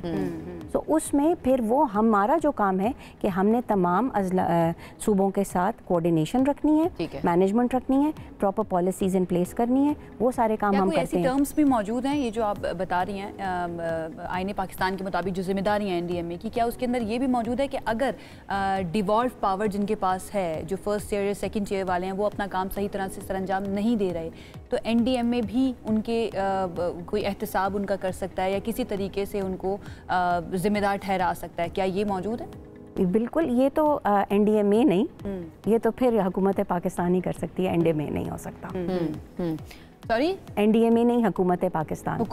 लेकिन मैं सिर्फ ये जानना चाहती थी कि NDMA के चार्टर के अंदर या उसकी किसी टर्म्स के अंदर ये वाली चीज़। अच्छा, बहुत सारे लोग इन इलाकों में, खासतौर पर जिन इलाकों की हम बात करें जहाँ पे सैलाब का खदशा भी था और वहाँ पे इस वक्त फ्लड की सूरत हाल भी है, वहाँ पर हम बहुत सारे देखते हैं जो माजूर अफराद भी हैं, उनको इवैक्यूएट किस तरह से किया जाएगा, उस हवाले से क्या प्लानिंग होती है कि उनको क्या इस बारे में कोई डेटा वगैरह भी होता है आप लोगों के पास? NDMA में पूरा डेटा मौजूद है। हमारा जेंडर एंड कम्युनिटी सेल का एक पूरा डैशबोर्ड है जिसमें तमाम माजूर अफराद की क्या सेक्स है, क्या उनकी डिसेबिलिटी है, यानी कि क्या माजूरी की क्या नौयत है, कि अगर वो हेयरिंग इम्पेयर्ड हैं यानी कि उनको समात नहीं है, या उनको दिखाई नहीं देता, या उनके विजुअली इम्पेयर्ड है, या उनको कोई फिजिकल डिसेबिलिटी है, इसके लिहाज से पूरा sex, as, disabilities disaggregated data उस पर मौजूद है। वो हम अपने तमाम पार्टनर्स के साथ वक्तन फ़वक्तन शेयर करते रहते हैं, जिसकी हमें रिक्वेस्ट आती है कि हमें इस इलाके के बारे में पता चले कि यहाँ पर कितने माजूर अफराद मौजूद हैं और उनकी क्या डिसेबिलिटी है, क्या नौयत है, वो फिर उसको हम उनको कम्युनिकेट करते हैं। उसके लिहाज से फिर वो एवैक्यूएशन जो है इन प्लेस होती हैं और वो एवैक्यूएशन करते हैं। चिल्ड्रन एंड विमेन, उनको अगर किसी इलाके के अंदर सैलाब आ गया, उनको वहाँ से एवैक्यूएट करना है, तो उनको फौरी तौर पर कौन कौन सी सहूलतें चाहिए होंगी? स्पेशली मुझे याद है इस तरह के डिज़ास्टर जब माजी में आए हैं तो वॉशरूम की सहूलतें ख़वातीन के लिए बड़ी कम होती है। उसके लिए बताइए क्या उसके लिए पार्टनर्स के साथ मिलके और PDMAs के साथ मिलके जो सेफ स्पेसेस डेजिग्नेटेड होती हैं, जो कैंप्स बनाए जाते हैं, उसमें अब ये होता है कि ऐसे वॉशरूम्स प्रॉपर बनाए जाते हैं जो खसूसन ख़वातीन के लिए हों और खसूसन बूढ़े लोगों के लिए हों, जिसमें वो ऐसी उनके पास जगह मौजूद हो कि जहाँ पे वो आसानी से जा सकें, और माजूर अफराद के लिए वहाँ पे रैम्प्स भी बनाए जाते हैं। ठीक है। और ख़वातीन के जो दीगर मसाइल होते हैं लाइक सैनिटेशन वगैरह, उसके अंदर भी सेक्सुअल रिप्रोडक्टिव हेल्थ से जितने इश्यूज रिलेटेड होते हैं उनके लिए तमाम पार्टनर्स को पता है कि उन्होंने क्या करना है। उसके लिए पूरा एक मैकेनिज्म होता है जिसमें एक SRH वर्किंग ग्रुप बना हुआ है हमारे तमाम ह्यूमैनिटेरियन पार्टनर्स के साथ, जिसमें तमाम ये वाले जो मसाइल होते हैं औरतों के स्पेसिफिकली फॉर विमेन, जो ख़वातीन जिनकी एज 15 से लेके 39 साल तक है, क्योंकि उन्हीं को ये ज़्यादा इन सहूलियात की ज़रूरत होती है, तमाम उन जगहों पे वो मौजूद होती हैं चीज़ें। फिर ये होता है कि जब कोई डिज़ास्टर आता है तो हमारे बहुत सारे पार्टनर्स जो होते हैं, इन जो इलाके ज़्यादा अफेक्टेड होते हैं वहाँ पर विमेन एंड गर्ल और women and child friendly centres बनाते हैं या स्पेसेस बनाते हैं। उन स्पेसेस में वो वहाँ पर ख़वातीन को ही रखते हैं और वो ख़वातीन वहाँ पर ख़वातीन और बच्चियों के इन्हीं मसाइल को एड्रेस कर रहे हैं। बहुत सारे लोग ऐसे भी हैं, जैसे अलर्ट जब जारी होता है तो लोग अपने घरों को छोड़ने को तैयार नहीं हो रहे होते। लोगों में अवेयरनेस की कितनी ज़रूरत है कि इससे ख़तरा कितना हो सकता है, नुकसान कितना हो सकता है, आप क्या मैसेज देना चाहेंगे आम लोग जो देख रहे हैं इस वक्त? देखिए, बात यह है कि हुकूमत तो अपनी तरफ से जितनी चीज़ें इन प्लेस कर सकती है, जितने निज़ाम बना सकती है वो करती है, बट यहाँ पर आवाम को भी ये समझने की ज़रूरत है कि उनकी अपनी ज़िम्मेदारी क्या बनती है। अब आपको मैं एक छोटी सी मिसाल देती हूँ। कोविड आया था, एक बहुत बड़ा नेशनल कैलामिटी थी, पेंडेमिक था। आपको पता होगा इधर मरी बहुत ज़्यादा लोग जाते हैं गर्मियों में, लेकिन कोविड था। 17 मील टोल प्लाजा पे वहाँ पर पुलिस बिठाई गई थी कि कोई मरी ना जा सके, फिर भी आवाम जाती थी, वहाँ जाती थी, पुलिस रोकती थी। क्या करते थे लोग? किसी को कॉल करते थे, हायर अप, किसी रेजिडेंट बताने की कोशिश करते थे। नहीं, रेजिडेंट बताने की भी कोशिश करते थे, कॉल वैसे भी करते थे, मैं फलाने को जानता हूँ, कोई भी पता है मैं किसका बेटा हूँ। हाँ, एग्जैक्टली, वो कॉल करते थे, वहाँ से कॉल आती थी, एग्जैक्टली, और वो पुलिस वाले को फ़ोन देते थे और वो फ़ोन से वो कहते थे अच्छा ठीक है आप जाएं। क्यों मना किया जा रहा था? क्योंकि जी पेंडेमिक था, everybody was supposed to stay at home, but उन्होंने कहा नहीं हम तो जाएंगे। अवाम को समझने की ज़रूरत है। अब आप ये देखिए कि सवात वाला वाक़या हुआ है, अब ये इलाके हमारे बहुत सारे व्लॉगर्स जो हैं जाके कवर करते हैं, देखने टूरिस्ट स्पेसेस, टूरिस्ट प्लेसेस है ना, आपने जाना है, कवर करना है, लोगों को देख के अच्छा लगता है, हम भी वहाँ जाएं, हम भी अपनी सेल्फीज बनाएं। की टेक अवे जो है ना इस डिस्कशन से वो ये बनता है कि ये सिर्फ इदारों की रिस्पॉन्सिबिलिटी नहीं है, अवाम की जिम्मेदारी है। इदारे जो हैं उनको आप जिम्मेदार नहीं ठहरा सकते। सबसे पहले आपको अपनी रिस्पॉन्सिबिलिटी पूरी करनी है। एज एन इंडिविजुअल आपकी क्या रिस्पॉन्सिबिलिटी है। ये जो आप बात कर रही थी कि आजकल जो ये सोशल मीडिया का दौर है, टिकटॉक बनाना या कोई रील बनानी, उसके लिए आप खतरों की हद तक जाते हैं अपने व्यूज बढ़ाने के लिए। सबसे पहले इंपॉर्टेंट ये है कि अपनी जान के बारे में सोचे कि इससे आपकी जान को खतरा तो नहीं होगा या किसी प्यारे को खतरा तो नहीं होगा। Thank you so much. आप कुछ कहना चाह रही हैं? मैं ये कहना चाह रही हूँ कि जब हम बाकी सारी चीजें सोशल मीडिया से सीख रहे हैं, हमने पहनना क्या है, ओढ़ना क्या है, वीडियोस कैसे बनानी है, सेल्फी कैसे लेनी है, अब सवात वाले वाक़े से क्या हमें ये बाकी सारी आवाम को समझने की जरूरत नहीं है कि हमने क्या नहीं करना? हम नहीं समझेंगे, यही तो बात है। अगर हम वो समझ सकते हैं तो हम ये क्यों नहीं समझ? ये बहुत ज़्यादा ज़रूरी है कि हमें समझना चाहिए। और ये हम बार बार यहाँ पर बैठकर यही बात कर रहे होते हैं कि भाई ये आपकी अपनी रिस्पॉन्सिबिलिटी है, nobody is coming to save you. आपको खुद अपने आप को सेव करना है। चंद व्यूज की खातिर आप अपनी जान को खतरे में ना डालें। Thank you so much. शुक्रिया। इसके साथ ही हमें एक ब्रेक की तरफ बढ़ना है, आप हमारे साथ रहिए। ब्रेक के बाद आपको कहेंगे खुश आमदीद जनाब। ये सेगमेंट जो है उन तमाम लोगों के लिए है जो कि या तो मैरिड हैं या फिर शादी प्लान कर रहे हैं, जिनकी शादी होने वाली है और जिनको डर भी लगता है शादी से। क्योंकि समटाइम्स होता ही है, जितने मेरे शादीशुदा फ्रेंड्स हैं, वैसे अनम भी शादीशुदा है, मैं उनसे उनका एक्सपीरियंस भी पूछती हूँ, वो ये कहते हैं कि शादी के कुछ अरसे के बाद ना वो हनीमून पीरियड ख़त्म होता है तो फिर आपको अजीब सी एक बोरियत, एक मोनोटनस ज़िंदगी के अंदर फील होना शुरू हो जाती है। उसकी रीज़न क्या है वो मुझे तो अभी तक समझ नहीं आई है। अच्छा, कुछ लोग उसको बोरियत नहीं कहते, कुछ लोग कहते हैं कि प्रैक्टिकल लाइफ में हमने कदम रख लिया है। वो जो एक मोनोटनस फील नहीं होती है लाइफ के अंदर। I don't think so. Sometimes yes कह सकते हैं हम लोग, लेकिन कभी कभी लगता है कि नहीं जी, वो जो शादी से पहले वाली जिंदगी थी ना, अब जिंदगी बदल गई है, अब प्रैक्टिकलिटी की तरफ हम चले गए, तो इसको एक्सेप्ट करना चाहिए। इस पर हमने एक रिपोर्ट भी तैयार की है, पहले वो देखते हैं फिर इस पर मजीद बात करते हैं। कहते हैं शौहर और बीवी जिंदगी की गाड़ी के दो पहिए हैं, मगर देखने में आया है कि अक्सर ये पहिए साथ होते हुए भी साथ साथ नहीं चलते और जिंदगी बोरियत से भर जाती है। माहिरीन का कहना है कि शादीशुदा जिंदगी की इस बोरियत की कई वजूहात में एक दूसरे से बुलंद तवक्कुआत रखना और आपस का शक और बदगुमानी भी है। शादीशुदा जिंदगी की दूरियों और बोरियत का एक सबब शौहर और बीवी के दरमियान की अना और दूसरे फरीक के सामने अपनी गलती तस्लीम ना करना भी है। बात सिर्फ इतनी सी है कि अगर शादी के बंधन में बंधे दोनों फरीक एक दूसरे का एहतराम करें और एक दूसरे को मुनासिब वक्त और तवज्जो दें तो कोई वजह नहीं है कि इख्तलाफ राय और बोरियत के स्याह बादल अज़दवाजी जिंदगी की खुशियों पर मंडलाएं। अच्छा, इस रिपोर्ट में काफ़ी सारे जो पहलू हैं इस पर नज़र डालने की कोशिश की गई है कि क्या क्या वजूहात हो सकती हैं जिसकी वजह से लोग जो हैं वो बोरियत की तरफ चले जाते हैं। समटाइम्स ये हमें लगता है कि कम्युनिकेशन गैप आ गया है, वो फैंटेसी नहीं रही जो पहले होती है। या बड़ा गौर से सुन रही हो अनम। हाँ, ये आयशा, आई एम श्योर जो हस्बैंड है ना अनम के, वो भी बड़ा गौर से सुन रहे होंगे। अच्छा, समटाइम्स हमारी एक्सपेक्टेशन ज़्यादा हो जाती हैं और ख़वातीन की अगर मैं बात करूँ ना, ख़वातीन ज़्यादा एक्सपेक्ट करती हैं, वो सेंसिटिव भी ज़्यादा होती हैं, तो वो जब उनको वो तवज्जो रिटर्न में नहीं मिलती जैसे वो शादी से पहले मिल रही होती है तो वहाँ पे मसाइल जन्म ले लेते हैं। इसी पर बात करने के लिए हमारे साथ मौजूद है मोटिवेशनल स्पीकर हैं शीरीन नकवी आपा। अस्सलाम वालेकुम आपा, कैसी हैं आप? बहुत अच्छे, थैंक यू। इतना हसीन मौसम फिर आप लोगों के साथ। अच्छा, सबसे पहले तो अभी हम बात कर रहे थे शादी का लड्डू जो खाए पछताए, जो ना खाए वो भी पछताए। अब मसला ये है कि जो शादी कर लेते हैं फिर लाइफ में कुछ अरसे के बाद जाके बोरियत फील होनी शुरू हो जाती है कि ये तो वही रूटीन लाइफ है, कुछ नया नहीं है। एक तो इसके फैक्टर्स बताइए, ये क्यों होता है और ये क्या सबकी लाइफ में ही होता है? बहुत मजे का टॉपिक है और इतना फास्ट है। मैंने अपने हिसाब में देखा, अपनी जिंदगी में बहुत से मैरिड कपल्स की कोचिंग भी करती हूँ, देखा क्या कि 6 साल लगते हैं एक शादी को स्टेबलाइज होने में। वो 6 साल की जो इन्वेस्टमेंट होती है, आप किसी भी चीज में ले लें, ये इंसान की ह्यूमन कंडीशन कहलाती है। आप मैं इस्लामाबाद में नरगिस का फूल खरीदती हूँ, एक पंच अपने कमरे में लगाती हूँ, 20 मिनट बाद मुझे उसकी खुशबू नहीं आती, पहले पूरे कमरे में भरी होती है, फिर मुझे आदत हो जाती है उस चीज की। आप कोई नई जॉब लें, बड़ी एक्साइटमेंट होती है, फिर आप जोश से सब कुछ करते हैं, फिर उस घटे पा जाता है, फिर आपको।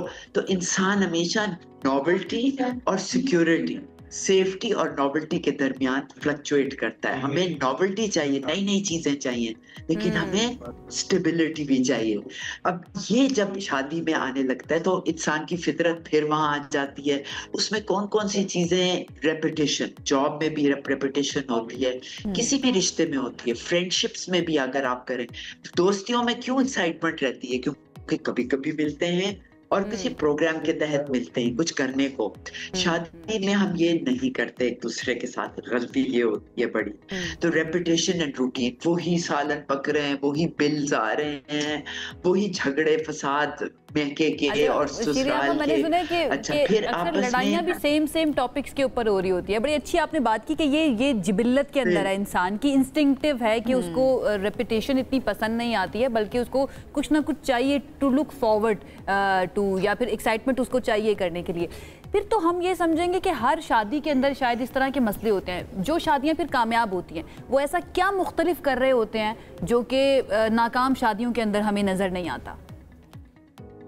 जी बिल्कुल, देखें, एक तो प्यार का फैक्टर है हमारे माशरे में। प्यार को, बल्कि मैं एक दफ़ा ठहर की मैं एक प्राइमरी स्कूल में टीचर्स के साथ, प्राइमरी स्कूल टीचर्स के साथ वर्कशॉप कर रही थी, तो मैं प्यार की बातें कर रही थी। तो एक टीचर कहती है, उनकी शक्ल उतर गई कि आप प्यार की बात कैसे कर सकती है, ये तो इस्लाम में हराम है। तो मैंने बाद में सोचा, कहती तो ठीक है कि अगर एक लड़की लड़का आपस में हाथ पकड़ के रोड पे जा रहे हो तो उनसे तो निकाहनामा मांगते हुए थाने ले जाते हैं, लेकिन आप क्लैशनिकोव लेके फिर रहे हो तो कोई कुछ नहीं पूछता। प्यार is the foundation of a marriage, of any relationship, चाहे वो माँ बाप का बच्चे से हो, आपका कोई पेट हो, कोई कुत्ता बिल्ली हो, उसके साथ भी। अगर प्यार के बगैर एक रिचुअलिस्टिक शादी हो कि ठीक है जी मुआशरे में शादी करनी है, एक टिक मार्क लगाना है जिंदगी का, आपने एक रिचुअल के तहत शादी की है, उसको निभाते निभाते ये रूटीन जल्दी सेट होती है। जब प्यार हो जाता है ना तो बात ही कुछ और होती है, बात ही कुछ और होती है शीरी साहिबा, लेकिन तवक्कुआत भी फिर बहुत ज्यादा हो जाती हैं, फिर हम एक्सपेक्ट बहुत ज्यादा करते हैं और वहीं से शायद समटाइम्स मसाइल भी शुरू होते हैं। लाइव कॉलर है हमारे साथ, क्या प्यार काफी है? इसका जवाब मैं आपसे लेती हूँ। या हमारे साथ, या हमारे साथ। अस्सलाम वालेकुम। या आपकी जिंदगी में तो कोई ऐसी बोरियत नहीं है, कुछ सवाल करना चाहेंगे? देखें, पहले तो शीरी आपको सलाम हो, ये तो छाई नहीं है माशाल्लाह आज के दौर पे। देखें आपको पता है आयशा, मेरी शादी को 27 साल हो गए। मैंने एक चीज समझ ली है कि भाई अपनी बीवी या अपने हस्बैंड को कुछ अच्छाई और कुछ बुराइयों के साथ एक्सेप्ट कर लो। अगर एक्सेप्ट नहीं करोगे तो आपकी जिंदगी तल्ख हो जाएगी। और मैंने रियलाइज कर लिया है, तो मेरी जिंदगी में बोरियत का लफ्ज कोई नहीं है। मैं अपनी बीवी को भी कुशन देता हूँ और अपने आप को भी कुशन मांगता हूँ कि भाई मुझे भी स्पेस दो, मैं उससे भी स्पेस देता हूँ। ठीक है, असल बात यह है कि आप एंगेज अपने आप को किस तरह करते हैं। आपकी लाइफ में बीवी, बच्चे, दोस्त, यार सब होते हैं, तो सब आप उस पर सबको टाइम देना पड़ता है। मेरी नजर में जो है ना, मैं जो फील करता हूँ कि मैंने अपने आप के लिए कुछ हैबिट्स क्रिएट किए हैं, कुछ हॉबीज क्रिएट किए हैं जिसमें मैं इन्वॉल्व होता हूँ। और लेटर जो वर्ड्स ऑफ अप्रिसिएशन है ना, it is most important part of your love story. अगर आप अगर आप लेटर ऑफ यानी वर्ड्स ऑफ अप्रिसिएशन बीवी को नहीं देंगे और हर वक्त उसको क्रिटिसाइज करेंगे, और एक बात जो समझने की ना, मैं आपको एक की बता दूं, लेकिन बात है कि हम कुछ मजाक ऐसे कर रहे होते हैं जो हमारी बीवी के लिए इरिटेटिंग होते हैं। मेरे लिए मजाक उसके लिए शायद वो डिस्ग्रेस हो। तो ये रियलाइज करना कि वो क्या चीज से इरिटेट होती है, किस चीज से डिस्ग्रेस उसको फील करते हैं, तो हम आपको we have to change our habit. और सिर्फ आखिरी बात मैं कहूंगा, देखें, tolerance and tolerance is the key part of your life. दोनों को एक दूसरे को टॉलरेंस बर्दाश्त करना चाहिए, तभी जिंदगी बच सकती है, वरना एक मिनट में आप एक दूसरे से अलग हो सकते हैं। या बड़ी जबरदस्त आपने बात की। और शीरी आपा जो है ना, हर बात के ऊपर बड़े अच्छे तरीके से गर्दन हिला के आपके साथ एग्री कर रही थी। Thank you so much. आपा आपकी तरफ में आ जाती हूँ। एक तो याया की बात के ऊपर भी मैं चाहूंगी आप कॉमेंट करें, एंड देन आप मोहब्बत की बात कर रही थी, आगाज वहां से किया था हमने, लेकिन क्या मोहब्बत काफी है एक रिश्ते को चलाने के लिए? हकीकी मोहब्बत है काफी। मैंने अपनी शादी, मेरी 45 इयर्स हो गए हैं और मेरे हस्बैंड मुझसे बिल्कुल डिफरेंट है। अल्लाह ने हमारी औरत मर्द की जात ही ऐसी बनाई है, यिंग एंड यांग, मतलब कि काला सफेद, दिन रात, गर्म ठंडा, ये साथ कैसे रहते हैं, यही तो उलझन है। एसी में से ठंडी हवा निकलती है, पीछे से गर्म हवा निकलती है। फ्रिज अंदर से ठंडा होता है, पीछे से गर्म होता है। ऑपोजिट्स अट्रैक्ट, मिल के चलना, यही तो काबिश है। ये जिस तरह भी या भी बात करे थे, मिल के चलना तो सही है, लेकिन स्पेस देना भी एट द सेम टाइम, जहाँ पे लोगों को मसला आ रहा होता है। मर्द जो होते हैं वो नॉर्मली डोमिनेट करने की कोशिश करते हैं, और जो वर्किंग वेमेन है अगर वो भी सामने से डोमिनेट करने की कोशिश करे तो वहाँ आते हैं क्लैश। जब अदम बर्दाश्त होती है वहाँ मसले फिर पैदा हो जाते हैं। देखिए, क्लैश ज्यादा मैंने देखा है। आप सिर्फ वर्किंग विमेन की नहीं, मैं देहातों में गई हूँ, मैंने उन औरतों को भी स्टडी किया है, उनकी जिंदगियां देखी हैं, उनके साथ रही हूँ। यहाँ पर जब ट्रेडिशंस आ जाती हैं, जब हमारे कंप्लायंसेस आ जाते हैं कि मर्द का एक रोल है, औरत का एक रोल है, और हम अपने बच्चों की परवरिश ही ऐसे करते हैं। लड़का पैदा हुआ है तो हमारी एक्सपेक्टेशन एक तरफ चलिए, लड़की हुई है तो उसकी परवरिश ऐसी करनी। जब हम रोल्स फिट कर देते हैं ना, फिर वहां पर एक्सपेक्टेशंस का क्लैश आता है कि नहीं, मैं तो क्यों करूं, मैं क्यों हांडी चढ़ाऊं, मैं क्यों रोटियां पकाऊं, मैंने तो औरत को प्रोटेक्ट करना है अपनी, मैंने तो तुम्हारे लिए कमाना है। ये पार्टनरशिप नहीं होती। ये वही बात है, एक रिचुअलिस्टिक रोल्स को आप फुलफिल कर रहे हैं, उसके अंदर कोई सेल्फ ग्रोथ नहीं है। आप सिर्फ कंप्लायंस कर रहे हैं उन रोल्स की, और मुआशरे को LKKG, लोग क्या कहेंगे, फिर तो उसका बस मसले की जड़ जो है शीरी साहब, मसले की जड़ तो है फिर तो सिर्फ एक रिश्ते तक महदूद नहीं है, ये तो बड़ी अंदर तक धसी हुई है हमारी सोसाइटी के अंदर। हमें तो बहुत अंदर जाकर देखना पड़ेगा कि कहाँ कहाँ हमें तब्दीली लेकर आनी है। एक लाइव कॉलर हमारे साथ हैं, हुमैरा, उनसे भी जरा बात करते हैं, लाहौर से है। Humaira, thank you so much call करने के लिए। बताइएगा, आपका सवाल है या कुछ ऐड करना चाह रही है टॉपिक में? Humaira, can you hear us? जी, मुझे आवाज आ रही है, आपको आवाज आ रही है? बिल्कुल आ रही है। आप सवाल करना चाहेंगी या इस टॉपिक पे बात करना चाहेंगी? मैं जरा टॉपिक पे बात करना चाहूंगी। एक्चुअली बहुत अच्छा आपने टॉपिक ये किया है, ये हर घर की आजकल प्रॉब्लम है। मिस शीरी माशाल्लाह से इतनी आला और इतनी नफीस खातून को आपने बिठाया हुआ है, माशाल्लाह हमसे ज्यादा एक्सपीरियंस्ड है इनको। एक्चुअली प्रॉब्लम पता क्या है, कई दफा होते हैं कि हस्बैंड अपने घर वालों को खुश करने के लिए ना अपनी बीवियों को उनके सामने उनका मजाक बनाते हैं, उनको क्रिटिसाइज करते हैं, उनको ऐसा ऐसा मजाक में टॉन्ट कर देते हैं जिससे बीवी उसकी बहुत ज्यादा हर्ट होती है। कई दफा होता है, कभी खानों पे, कभी उनकी ड्रेसिंग पे, कभी उनके वे ऑफ टॉकिंग पे। देखिए, हर कोई पैदाइशी सीख के नहीं आता, उसको ट्रेन किया जाता है। और ये कॉम्प्लेक्स जो अपने घर वालों को होता है ना, लड़के वाले, अगर पढ़ी लिखी लड़की आ जाए ना, वो उसको ऐसे खत्म करते हैं, उसको क्रिटिसाइज करके। अगर आपके घर वाले इतने मॉड स्क्वाड तो चले ठीक है, वो अपना माहौल होता है, लेकिन अगर उनको इतनी समझ बूझ, खाने पीने का तरीका, तौर तरीके नहीं आते, कोई ऐसी पढ़ी लिखी बहू और तौर तरीके वाली आ जाए, तो उसको क्रिटिसाइज ना करें अपने घर वालों के सामने, उसको अप्रिशिएट करें। वो आगे बढ़ के और खिदमत करेगी आपके घर वालों की। ये क्या कि उन्होंने घर में खाना बना दिया तो बीवी को कमरे में बंद कर दिया कि जी मेरे घर वाले ये वाकई ये हमारे जो सोसाइटी है ना, उसमें बिल्कुल आपने सही बात की है।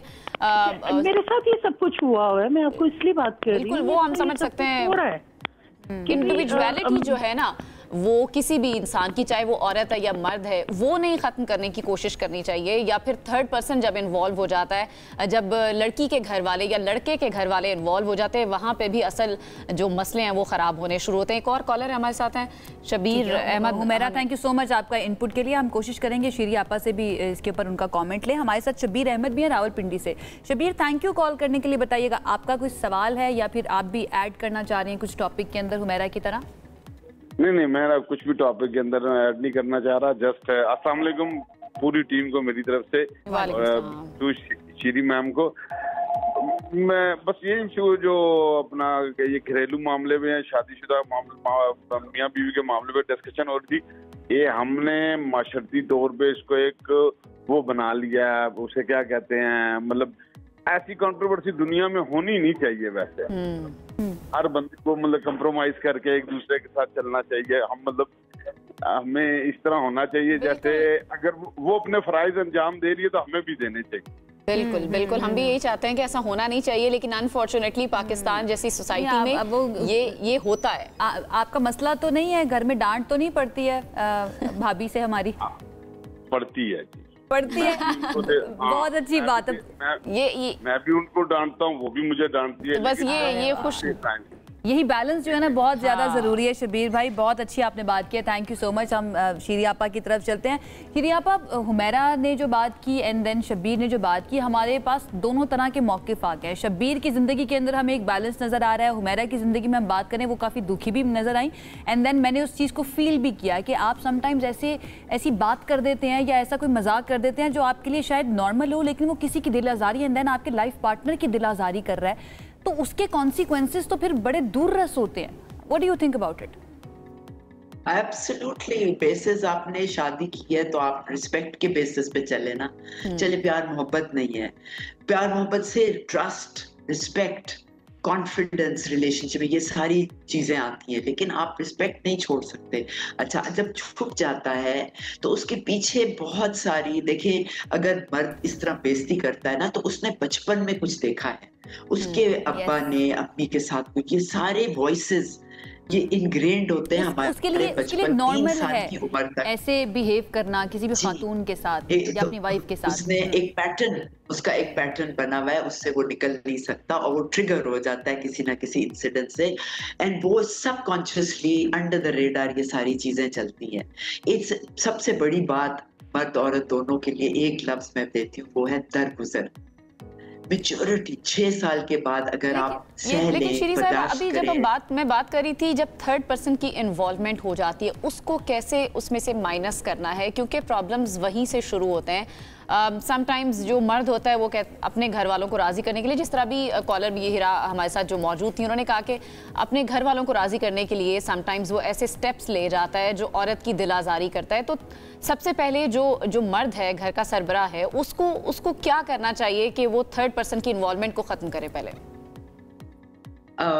वो क्या करे, हम उसके एंगल से अगर देखें तो वो अपनी ये जो एक रूटीन बन गई है ना उसकी सोच की कि मैंने नहीं बेइज्जती करनी है, उसकी सेल्फ अवेयरनेस वो बड़ी मुश्किल है, क्योंकि हम डिनाइल में होते हैं कि ये ऐसा नहीं हो सकता।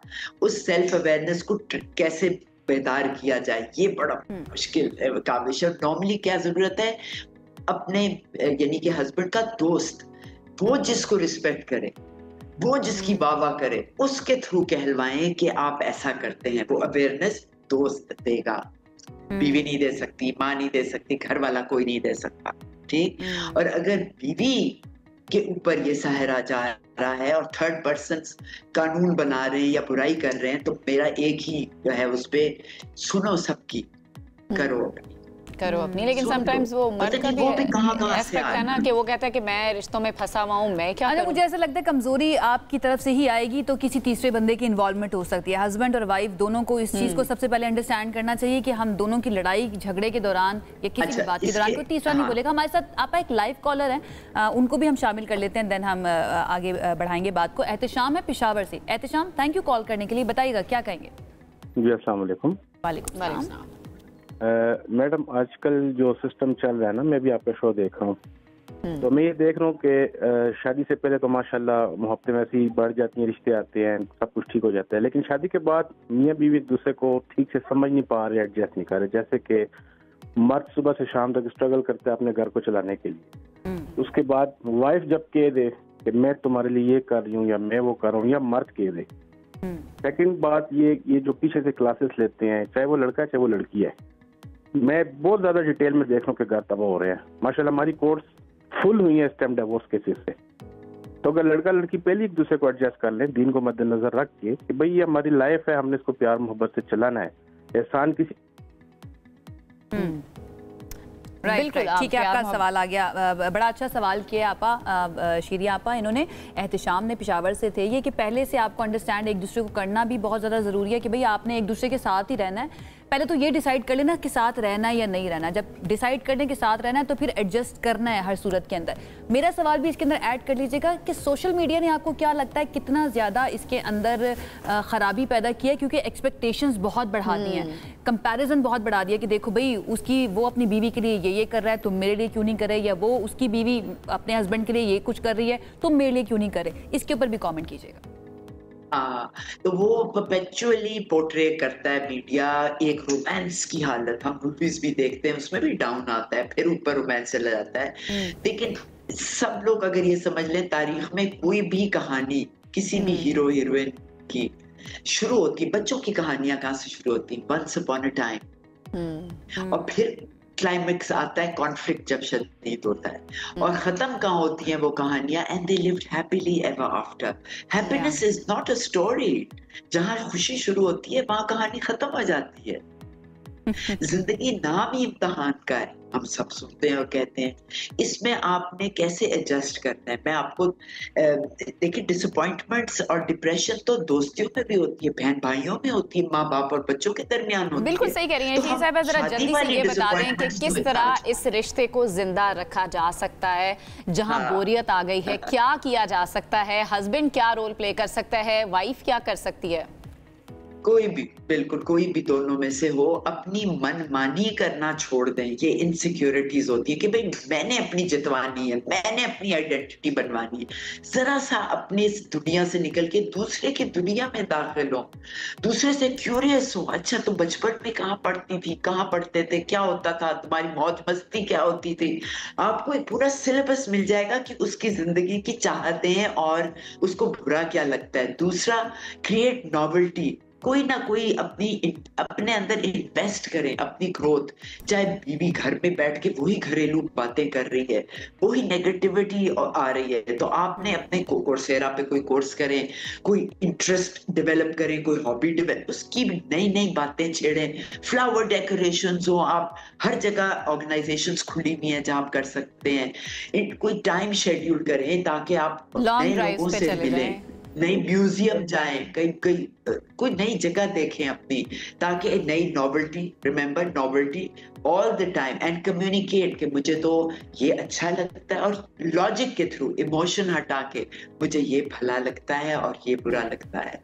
इसमें ये ना डालें तुम्हारा कसूर है, हम हमला करते हैं इमोशंस पे। काश कि हम इस लॉजिकल दिमाग से ठंडे होके सोचें। गुस्सा कहते हैं वाहिद हराम चीज है जो पीने की इजाजत है। उससे में सिर्फ डिनर सेट टूटते हैं और शादियां टूटती हैं, कोई भी रिश्ता टूटता है। और आपा हमने ये उन कपल्स के अंदर भी देखा है जो हमें पता होता है कि एक दूसरे से बहुत मोहब्बत करते हैं, बट फ्रस्ट्रेशन चाहे हस्बैंड को अपने ऑफिस की हो या औरत को अपने ससुराल की हो या बच्चों की हो, वो हस्बैंड पर ही निकाल रहे होते हैं। तो मुझे ऐसा लगता है कि इस चीज़ को बहुत ज़्यादा देखने की ज़रूरत है। वक्त निकालना चाहिए एक दूसरे के लिए, प्लान करना चाहिए। हफ्ते में एक मरतबा अगर आप बाहर चले जाएं, आइसक्रीम खिलाने लेकर चले जाएं, अगर आप बहुत ज़्यादा अफोर्ड नहीं कर सकते, 2-3 महीने में कहीं 2-4 दिन के लिए वीकेंड पे कहीं चले जाएं तो काफ़ी चीज़ें बेहतर हो सकती हैं। मुझे ऐसा लगता है आप जैसे लोगों से बात करने के बाद और सीखने के बाद ना कि मैं भी अब किसी की काउंसलिंग कर सकती हूँ। कोई सोशल वर्क करें मिलके, बच्चों को लेके जाएं, SOS विलेज जाके उनके बच्चों के साथ क्रिकेट खेलें एक सैटरडे को, बर्न सेंटर जाके जले हुए बच्चों को कहानियां सुनाएं। इतनी मीनिंगफुल एक्टिविटीज, बजाय सिर्फ आइसक्रीम खा ली, आउटिंग कर ली, जरूरी नहीं है। आप एक रूटीन उसमें बनाए जहां आपका दिल, सोल इन्वेस्ट करें, अपने को स्पिरिचुअली कमिट करें। सबसे ज़्यादा ये कि आजकल जो मोबाइल का इस्तेमाल है ना, ख़वातीन ये शिकायत करती हैं कि हस्बैंड घर आते हैं थके हुए, वो मोबाइल से निकलते ही नहीं है, तवज्जो ही नहीं देते, टाइम ही नहीं देते, तो वहाँ पर भी फिर मसाइल हैं। यहाँ पर ख़ास तौर पर मर्दों के हवाले से ये कहा जाता है क्योंकि हम भी गुस्से में, मैं औरतों को भी देखती हूँ परपेचुअली सोशल मीडिया पे और ड्रामे और वो भी देख रही होती हैं, तो भाई उनका टाइम अब खत्म हो गया तो आदमी का तो नहीं, इसमें भी अंडरस्टैंडिंग कर रहे हैं। अच्छा फिर हमें रोज कोई फिल्म देखनी होती है, रोज ड्रामे, पहले हम 3 महीने में शायद मुश्किल से एक फिल्म देखते थे, तो इसकी भी परपेचुअल ईज ऑफ यूज जो हो गई है, इसने बहुत तबाही मचाई है। इसको भी एक रूटीन से बदलने की कोशिश, पहले हमें ये समझना पड़ेगा, पहले हमें ये समझने की जरूरत है कि वाकई में ये एक बुरी चीज है। अभी तो हम उस पॉइंट पर नहीं पहुंचे कि हम इसको एक बुरी चीज समझना शुरू कर दें। बहुत शुक्रिया। बुरी नहीं, एक्सेसिव यूज ऑफ इट, जिसकी वजह से हमारे या इकट्ठे इस्तेमाल कर लें, इकट्ठे बैठ के मूवी देख लें, हमारी सेहत के ऊपर जो फर्क पड़ रहा होता है, अगेन उसको अंडरस्टैंड करने की जरूरत है कि it's not good for our health और आवर रिलेशनशिप्स। बहुत शुक्रिया। शीरीन नकवी साहिबा हमारे साथ मौजूद थे। आई होप आप लोग जो देखने वाले हैं उनकी अच्छी तरीके से हुई होगी कि कैसे आपने अपने ताल्लुकात को, अपने रिलेशनशिप्स को लेकर चलना है। अच्छा, क्योंकि हम सेहत की भी साथ साथ बात कर रहे होते हैं और मुझे ये समझ आई है कि ये सोशल मीडिया जो ना कहीं हर चीज़ के अंदर जो है ना, अम्मियाँ कहती है ना कि सर में दर्द हो रहा है ना, और करो फ़ोन इस्तेमाल। तो ये वाकई में ऐसा ही अब मुझे अम्मी जो है ना वो ठीक लगना शुरू हो गई है। अगला जो हमारा सेगमेंट है वो आपकी सेहत से मुताल्लिक ही है, लेकिन उस पर जाने से पहले हम एक ब्रेक की तरफ चलते हैं। ब्रेक से वापस आएंगे तो बात करेंगे आपके और हमारे फैटी लिवर की, अगर है तो। एक ब्रेक के बाद साथ रहिए। Welcome back once again. आपको अजीब लग रहा होगा कि आयशा अकेली जो है वो इस फ्रेम के अंदर क्या कर रही है, तो मैं अकेली नहीं हूँ, अनम यहीं पर मौजूद हैं, कहीं नहीं गई, मैंने उनको कहीं नहीं भेजा। लेकिन अनम अकेली हमारे साथ मौजूद नहीं है, हमारे साथ एक बहुत ही ख़ास मेहमान भी मौजूद हैं जो हमें बताएंगे कि किस तरह से आपने अपने फैटी लिवर को ठीक रखना है, क्योंकि फैटी लिवर की वजह से बहुत सारी चीज़ें जो है ना, बहुत सारी बीमारियाँ वो आपको लग सकती हैं, क्योंकि पाकिस्तान में मोटापा भी है, सुस्त तर्ज ज़िंदगी भी अब हमारी रूटीन का हिस्सा बन चुका है, प्रोसेस्ड ग़िज़ाएँ जो हैं उनका इस्तेमाल बहुत ज़्यादा बढ़ता जा रहा है, जिसकी वजह से चर्बी जो है जिगर के ऊपर यानी फैटी लिवर, इसको एक नया वबा जो है ना वो हम कह सकते हैं उसके तौर पे सामने आई। अब ये रिपोर्ट जो है वो सामने आई है, वो कहती है कि मुल्क में फैटी लिवर की शरह तकरीबन 30% तक पहुंच चुकी है। डायबिटीज़, हाइपरटेंशन और मोटापे के शिकार अफराद जो हैं उनमें ये शरह 74% तक जा सकती है, और ये कौन कौन सी बीमारियों को ट्रिगर कर सकती है इसके बारे में हम जानेंगे, इसकी रीजंस क्या है उसके बारे में हम जानेंगे। लेकिन सिर्फ हम जानेंगे नहीं बल्कि आपको बताएंगे कि किन किन चीज़ों के आप इनको बेहतर भी कर सकते हैं और अपने लिवर को तंदुरुस्त भी रख सकते हैं। तो हमारे साथ आगा अब्दुल गफ्फार साहब मौजूद हैं, हकीम साहब हैं। बहुत शुक्रिया हमें ज्वाइन करने के लिए। अस्सलाम वालेकुम। वालेकुम अस्सलाम। कैसे हैं आप? मेरा भी इंट्रोडक्शन दोबारा कराएंगी? ठीक है, आप बताएं। आगा साहब के साथ आइए, उनको असिस्ट करेंगी। मैं असिस्ट करूंगी, लेकिन मुझे अभी तक कुछ नहीं पता ये क्या है, ये आगा साहब भी बताएंगे। क्या क्या चीजें वैसे रखी हुई हैं? अच्छा, इन चीज़ों से हट के पहले हम थोड़ी सी बात कर लें, ये फैटी लिवर हमारे यहाँ इतना ज़्यादा क्यों बढ़ रहा है? हाँ, सबसे पहले तो इस पर बात करते हैं। बताइए, सबसे पहले तो ये बताइए ना, फैटी लिवर है क्या, आम लोग जो नहीं जानते। देखिए, जो जिगर है, हमारा लिवर है, उसका काम हमारे ग़िज़ाई अज्जा को हज़म करना, स्टोर करना और according to need of the body हर जिस्म के हिस्से में पहुंचाना, ये उसका काम है। मैं हमेशा ये बात कहता हूँ कि एक बहुत खूबसूरत सा घर बनाइए, लेकिन उसके अंदर किचन ना बनाइए। तो तय कर लीजिए उसको आप घर नहीं कह सकते। वाह वाह, बड़ी अच्छी एनालॉजी आपने इस्तेमाल की है वैसे बताने के लिए। डेफिनेटली तो जो किचन है, जो हर घर की ज़रूरत है, घर की ज़रूरत है, वो हमारा जिस्म में लिवर है, जिसने फीड करना है पूरी बॉडी हर चीज़, हाँ, जिसके जरिए तवानाई मिलेगी, और हर चीज़ जो केमिकल आएगा उस केमिकल को वो एब्जॉर्ब करेगा। और जहाँ तक ताल्लुक है लिवर का, किचन का, किचन में अगर बहुत ज़्यादा कीड़े मौजूद हों तो उस घर के वालों की सेहत कैसे होगी, इसका अंदाजा तय करने के लिवर की हैसियत क्या है, पहली बात। दूसरी बात ये कि जो जिगर के अमराज हैं, फैटी लिवर है, इसके स्टेजेस हैं। एक स्टेज 1 है। स्टेज 1 पर सिर्फ ये होता है कि आप कुछ ऐसी चीज़ें खा रहे हैं जिनमें केमिकल इतने ज़्यादा मौजूद हैं कि आपका लिवर जो है वो फैटी हो गया है, वो फैट्स को एब्जॉर्ब करने के काबिल नहीं रहा। ठीक है, ये पहली अलामत ठीक है। दूसरी अलामत फिर अल्कोहलिक इंड्यूस्ड है। अल्कोहलिक इंड्यूस में फिर जाकर के सेकंड स्टेज आ जाता है, वहाँ पर जिगर में अफ़ाल में ख़राबी पैदा हो जाती है, उसकी एक्टिविटी बेहतर ख़राब हो जाती है। फिर तीसरा मरहला उसका सिरोसिस का है और चौथा मरहला फिर कैंसर का है। सबसे पहले मरहले की अगर मैं बात करूँ, सिम्टम्स क्या होंगे, हमें कैसे पता चलेगा कि there is something wrong with my जिगर? ये वो वाला जिगर नहीं है, ये असल वाला जिगर है। वो कहते ना कि और जिगर क्या हाल है, असल वाला जिगर, लिवर हमारा। देखिए वो जो जिगर है ना वो भी इसीलिए है कि उसके बगैर जिंदगी उसके बगैर जिंदगी। वाह वाह वाह जी। हाँ। तो जो लिवर है उसका बुनियादी काम ये है कि हज़म के निज़ाम को ठीक रखे, हज़म करे।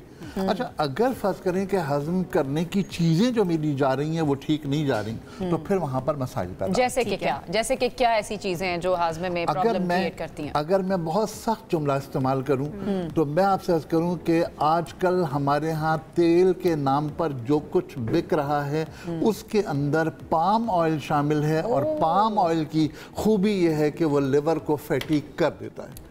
हर ऑयल के अंदर, हर ऑयल के अंदर जो यूटिलिटी स्टोर्स पर भी हैं, बड़े स्टोर्स पर भी हैं, ईच एंड एवरी ऑयल। शायद मैं बहुत सख्त जुमला कह रहा हूँ, लेकिन मैं कह रहा हूँ कि कोई भी ब्रांडेड ऑयल, कोई भी ब्रांडेड ऑयल ये क्लेम कर ही नहीं सकता कि वो पाम ऑयल उसको रिफाइन करके नहीं इस्तेमाल। तो फिर उसका ऑल्टरनेट क्या है उसकी जगह? खालिस तेल, देसी घी, कोई भी खालिस तेल या फिर खालिस देसी घी। यानी कि आप खुद निकलवाएं जाकर, ये आप कहना चाह रहे हैं, या फिर मिल भी जाते हैं? मिल जाते हैं। लेकिन ये कि बहुत सारी चीज़ें अब तब्दील हो रही हैं, लोगों को समझ आ रही है। देखिए, जब मैं कहता हूँ कि अल्कोहल की वजह से लिवर में खराबी आती है तो मैं दरअसल ये कह रहा हूँ कि आप जो खाने में केमिकल इस्तेमाल कर रहे हैं उसकी वजह से जिगर में खराबी आ रही है। अच्छा, अदर देन ऑयल क्या, इसके अलावा क्या चीज़ें हैं जो खराबी पैदा कर रही हैं? मुझे फिर आप एक बात बताइए बेटा कि आजकल जो सब्जियां उग रही हैं क्या किसी बगैर केमिकल के उग रही हैं?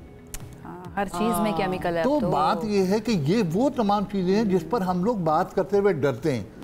ये सच है कि हमारे यहाँ जितना केमिकल इंड्यूस्ड खाना आ गया है, जितना केमिकल इंड्यूस्ड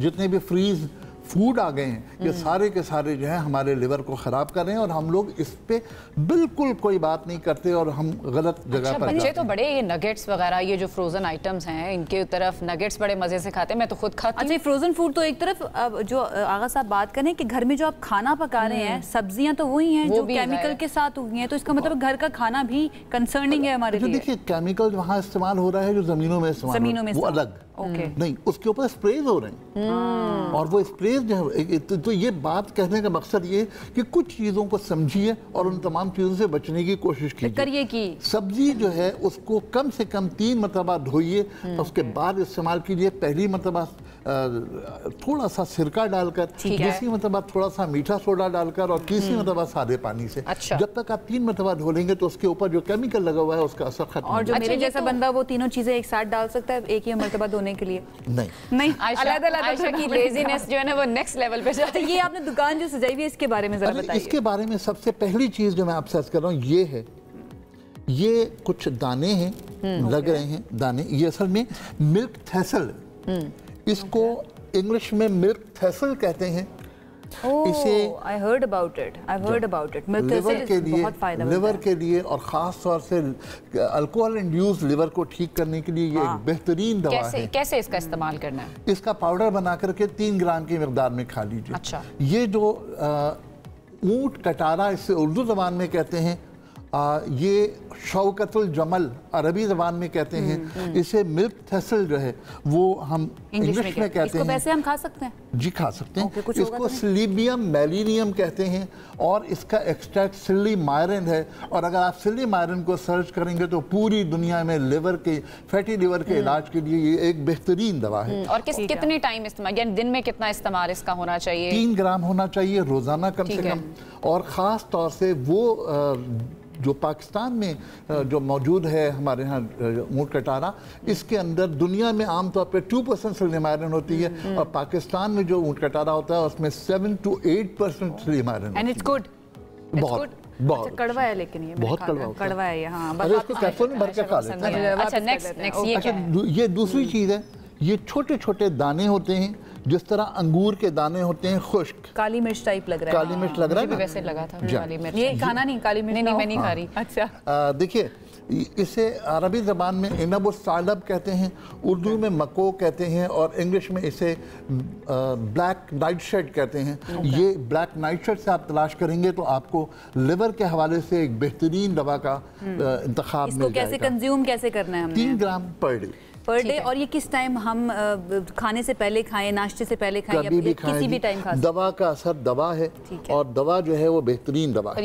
ये भी पाउडर फॉर्म में इस्तेमाल करनी है, ये किस तरह? Powder form. ये तीसरी चीज़ है, इसे कासनी कहते हैं। ठीक है। ये कासनी वो पर्पल नहीं है, इस कासनी को कलर नहीं है इसको चिकोरी कहते हैं इंग्लिश में। और इसके बारे में एक हदीस है नबी करीम सल्लल्लाहु अलैहि वसल्लम की कि कासनी के फूलों पर अगर शबनम पड़ी हुई हो तो सुबह के वक्त उनके फूलों का इस्तेमाल ऐसे ही है जैसे आपने जन्नत के कतरों का इस्तेमाल किया। अरे माशाल्लाह, इतनी शिफा है इनके अंदर, इतनी शिफा है।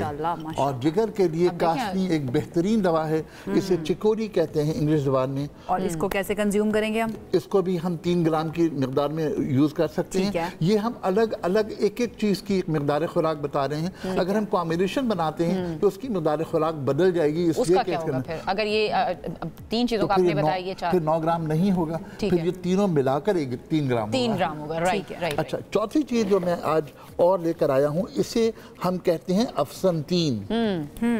अफसनतीन को हम आम तौर पे इंग्लिश में वर्मवुड कहते हैं और इसका बोटानिकल नेम आर्टेमेशिया एब्सिंथीन है।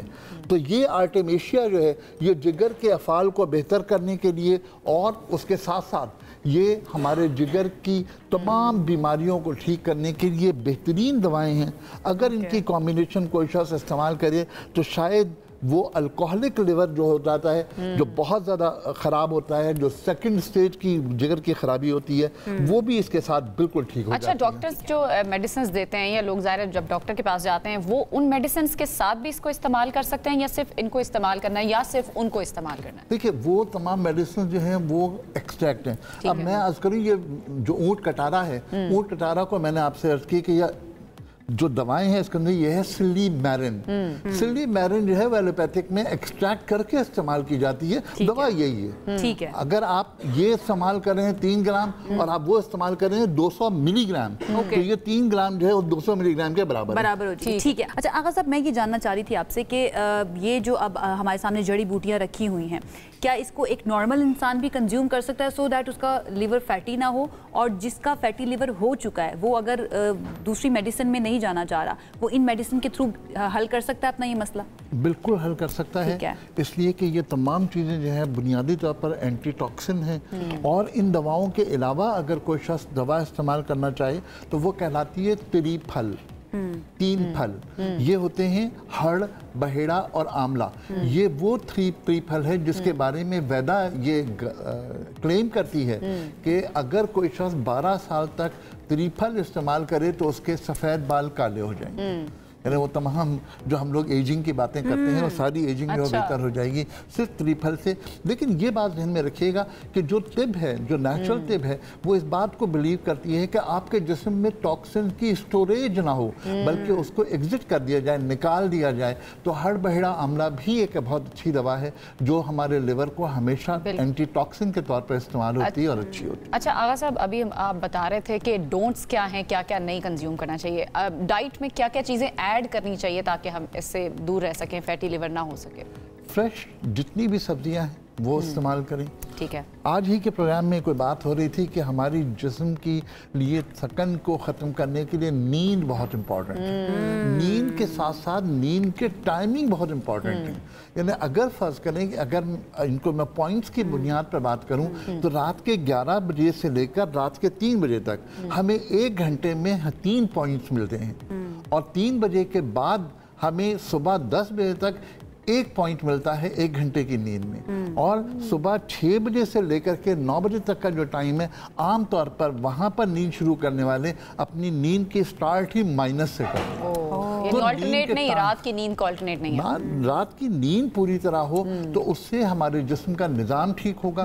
हमारे यहाँ जो तरीक़ाकार अब ज़िंदगी का बन गया है वो ये कि मैंने देखा बहुत सारे लोग, मैं शायद कह सकता हूँ कि 60% लोग सुबह नाश्ता करने के आदी नहीं रहे, सुबह नाश्ता नहीं करते। ये जो आपके बराबर में खड़ी हैं ये उन लोगों में से हैं। या आयशा बिल्कुल नाश्ता नहीं करके आती? नहीं, मैं करके आती हूँ। अनम चुप कर जाओ, ऐसी बातें नहीं करते। आगा साहब के सामने तो बिल्कुल नहीं करते।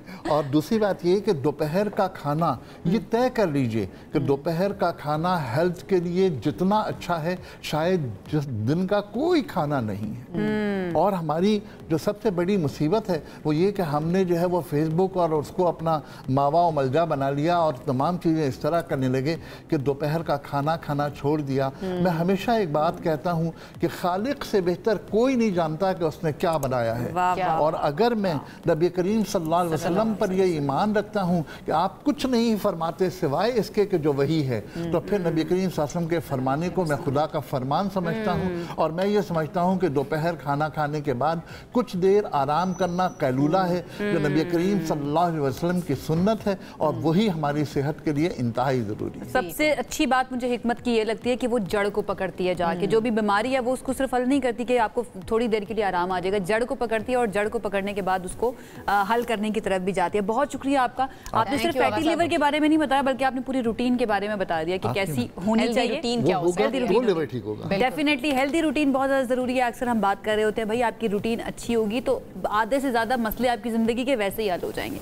बहुत शुक्रिया आपका। आगा अब्दुल गफ्फार साहब हमारे साथ मौजूद थे। अगर आप अमल करेंगे उन बातों पर जो आगा अब्दुल गफ्फार साहब ने आपको बताई हैं तो डेफिनेटली आपका जो लिवर है वो फैटी नहीं होगा। लिवर फैटी नहीं होगा तो उससे जुड़ी बीमारियां जो हैं वो भी आप तक नहीं आएंगी। अब एक ब्रेक की तरफ जाते हैं, ब्रेक से वापस आएंगे, साथ रहिए।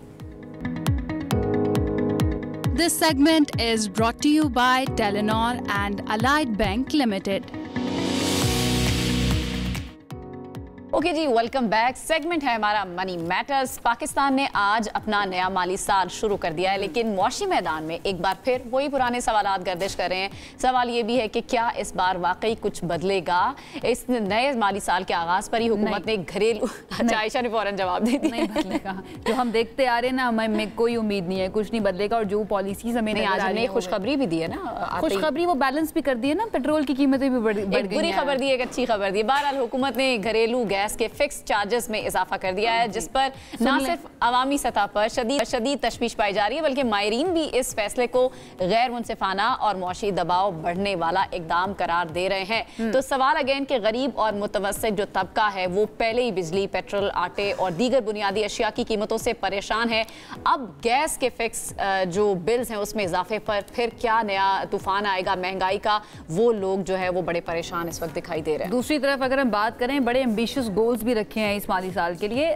4.2 इक्तिसादी तरक्की का हदफ मुकर्रर किया है, लेकिन ये फैसला जो है क्या हमारे ज़मीनी हकाइक और मुआशी कमजोरियां जो हैं उनको देखते हुए पूरा किया जा सकता है या नहीं किया जा सकता है, इसके ऊपर ज़रा बात कर लेते हैं। क्योंकि लास्ट बजट के अंदर हमने इक्तिसादी सर्वे के अंदर इनफैक्ट देखा था 2024-25 में कि जो टारगेट रखा गया था उससे बहुत कम तरक्की हासिल की गई थी। हमारा ग्रोथ रेट जो था वो बहुत ज़्यादा कम था। फरहान बुखारी साहब हमारे साथ मौजूद है, उनकी तरफ चलते हैं, उनसे बात करते हैं। Thank you so much. कैसे हैं आप? जी गुड, जबरदस्त। वेल नॉट सो गुड, ये कम जुलाई है तो चले, अच्छी खबर कोई है आपके पास आज हमारी मईशत को लेकर? हम सब का वो पीटीवी की जो फीस होती थी 135 रुपए वो खत्म हो रही है। अच्छा, पेट्रोल की कीमत भी तो बढ़ गई है। जी बिल्कुल, उसके अलावा और भी बहुत कुछ बढ़ने चला है। ये गैस का जो मामला है, फिक्स चार्जेस का, कि जो कम से कम भी जिनको 400 रुपए थे उन्हें भी 200 रुपए बढ़ा के 600 रुपए कर दिए। और जबकि बजट में इस दफ़ा बड़ी तनकीद हुई है कि जो मिनिमम वेज है वो उसमें इजाफा नहीं किया गया, वो डिस्कस ही नहीं हुआ। तो फिर बात यह है कि ये किस सिमत में आप मुल्क को लेके जा रहे हैं, यहाँ के अवाम उन्नास की आगे ज़िंदगी में क्या होगा, ये सब के सब अहम सवाल आते हैं। और बात ये जो तनकीद हो रही है और मेरे ख्याल में बड़ी हद तक जायज़ है कि ये जो मईशत है ये अशराफिया या खवास या आप जो भी कह लें उनके लिए ज़्यादातर है, और जबकि जो गरीब या ज़रूरतमंद लोग हैं, आम लोग हैं, उनका इतना ख्याल रखा नहीं जा रहा, जो कि लफाजी की हद तक तो बहुत कुछ है, लेकिन उसके आगे क्या है वो आप देख लीजिए। इन्फ्लेशन वैसे कंट्रोल तो किया है इन्होंने, इसका क्रेडिट नहीं देंगे? दावा तो कर रहे हैं, कम से कम दावा कर रहे हैं कंट्रोल की है, लेकिन ये ना भूलिए तो दिया ना कि बढ़ने की शरह जो है वो रुक गई जी है। लेकिन वो कमर तोड़ महंगाई तो पहले 2023 और 2024 में हो चुकी है ना। 2022 के बाद मजमूई तौर पे अगले 2 साल में इन्फ्लेशन को 50 से 60% बढ़ी। I was trying to be the devil's advocate, लेकिन मुझे लगता है ऐसा पॉसिबल हो नहीं पाएगा। अच्छा, ये जो टारगेट रखा गया है फरहान, 4.2% का इस साल के लिए, इस माली साल के लिए, आपको लगता है ये अचीवेबल है? जबकि आप बिल्कुल भी इंडोर्स नहीं कर रहे हैं, बिजनेस को बहुत ज़्यादा इंडोर्स नहीं कर रहे हैं, हम इंटरेस्ट रेट को देखें वो सिंगल डिजिट के ऊपर नहीं लेकर आए हैं, तो फिर कैसे हासिल कैसे करेंगे? हम लास्ट ईयर भी हम अचीव नहीं कर पाए। किताबों की हद तक तो होगा, और हो सकता है अगले साल के इकोनॉमिक सर्वे में ग्रोथ रेट बहुत ज़्यादा बढ़ा के बयान किया जाए और उसमें कुछ अच्छी खबरें भी दी जाएं, लेकिन हकीकत बिल्कुल इसके बरक्स है। और वो बरक्स इसलिए है क्योंकि मुल्क के जो मजमूई तौर पे हालात हैं, ख़ास तौर पे अब जो इन दिनों में, हालिया दिनों में बारिशें हुई हैं और उनके नतीजे में जो तबाही हुई है, जो बिल्कुल बेगुनाह अमवात हुई हैं, उसके पीछे क्या है? उसके पीछे क्लाइमेट चेंज है। और क्लाइमेट चेंज ये बताता है कि आपको सिर्फ़ और सिर्फ ज़मीनी हक़ाइक़ के ऊपर फोकस करना चाहिए, बाकी सब का सब ये बड़े बड़े प्रोजेक्ट। क्लाइमेट चेंज के लिए जो कॉम्पनसेशन आप कह रहे हैं हमें मिली थी वर्ल्ड बैंक की तरफ से, वो कहाँ पर, आपको कुछ आइडिया है वो कहाँ पर इस्तेमाल किया गया है? कहीं पर लगा भी है अभी तक क्लाइमेट चेंज के लिए, उसकी मद में लगा है? जी बिल्कुल, वो मतलब पैसा आ गया था। अच्छा, और लगा फिर अब देखेंगे कहाँ जाता है और उसके क्या अच्छा, अभी हम गैस के हवाले से बात कर रहे थे, उसके फिक्स चार्जेस में जो इजाफा हुआ है उस पर काफ़ी तनकीद भी की जा रही है। अच्छा, बिजली का ऑल्टरनेट तो लोग ज़ाहिर है सोलर खरीद रहे हैं, उस पर भी फिर टैक्स आयद हो गया, लेकिन गैस का ऑल्टरनेट LPG अब वो भी काफ़ी महंगी है। लोग फिर किस तरफ जाएँ, क्या इस्तेमाल करें, घरेलू सारिफीन क्या करें? ये बहुत ख़तरनाक ट्रेंड है, ख़ास तौर पर जो आपके देही इलाके हैं उनके हवाले से। देखिए, गांव देहात में वैसे ही डिफॉरेस्टेशन इतनी हुई है और रीफॉरेस्टेशन बहुत कम हुई है, और ये अदाद शुमार इसके मिलते हैं, तो कोई ये ढकी छुपी बात नहीं है। अब आप वहाँ पे लोगों को, ऐसे ऐसे देहात हैं जहाँ पे मैंने खुद जाके जगह पे देखा है कि वहाँ पे मीटर्स तो गैस के लग गए और प्रोजेक्ट का इफ्तिताह भी हो गया, लेकिन गैस नहीं आती। अच्छा, वैसे बायोगैस का भी कॉन्सेप्ट मैंने गाँव साइड, देहातों साइड पे देखा है कि वो खुद भी गैस प्रोड्यूस करके इस्तेमाल करें। वो बहुत कोई गरीब शख्स हो उसके लिए मुमकिन नहीं है, क्योंकि उसके लिए आपको एक तादाद जानवरों की चाहिए, फिर आपको उसके ऊपर इन्वेस्टमेंट करनी है। वो अच्छा एक अल्टरनेटिव है, लेकिन मतलब आपको खुद ही अपने लिए करना पड़ेगा जो भी करना है, गवर्नमेंट से कोई उम्मीद नहीं। ठीक है, बहुत शुक्रिया। सरकार से कोई उम्मीद नहीं, लेकिन उम्मीद पे दुनिया बहरहाल। लेकिन फिर सरकार कहती क्यों है कि हमें टैक्स देना, ये भी तो फिर सवाल है। अब आम आवाम तो पूछेंगे हम क्यों टैक्स फाइलर बने अगर आपने हमें कोई फैसिलिटी नहीं देनी। बहुत शुक्रिया आपका, हमारे पास वक्त खत्म हो चुका है। बहुत शुक्रिया। इंशाल्लाह आपसे करेंगे जी दोबारा मुलाकात। अपना बहुत ख्याल रखिए, हमें इजाजत दीजिए। अल्लाह हाफिज।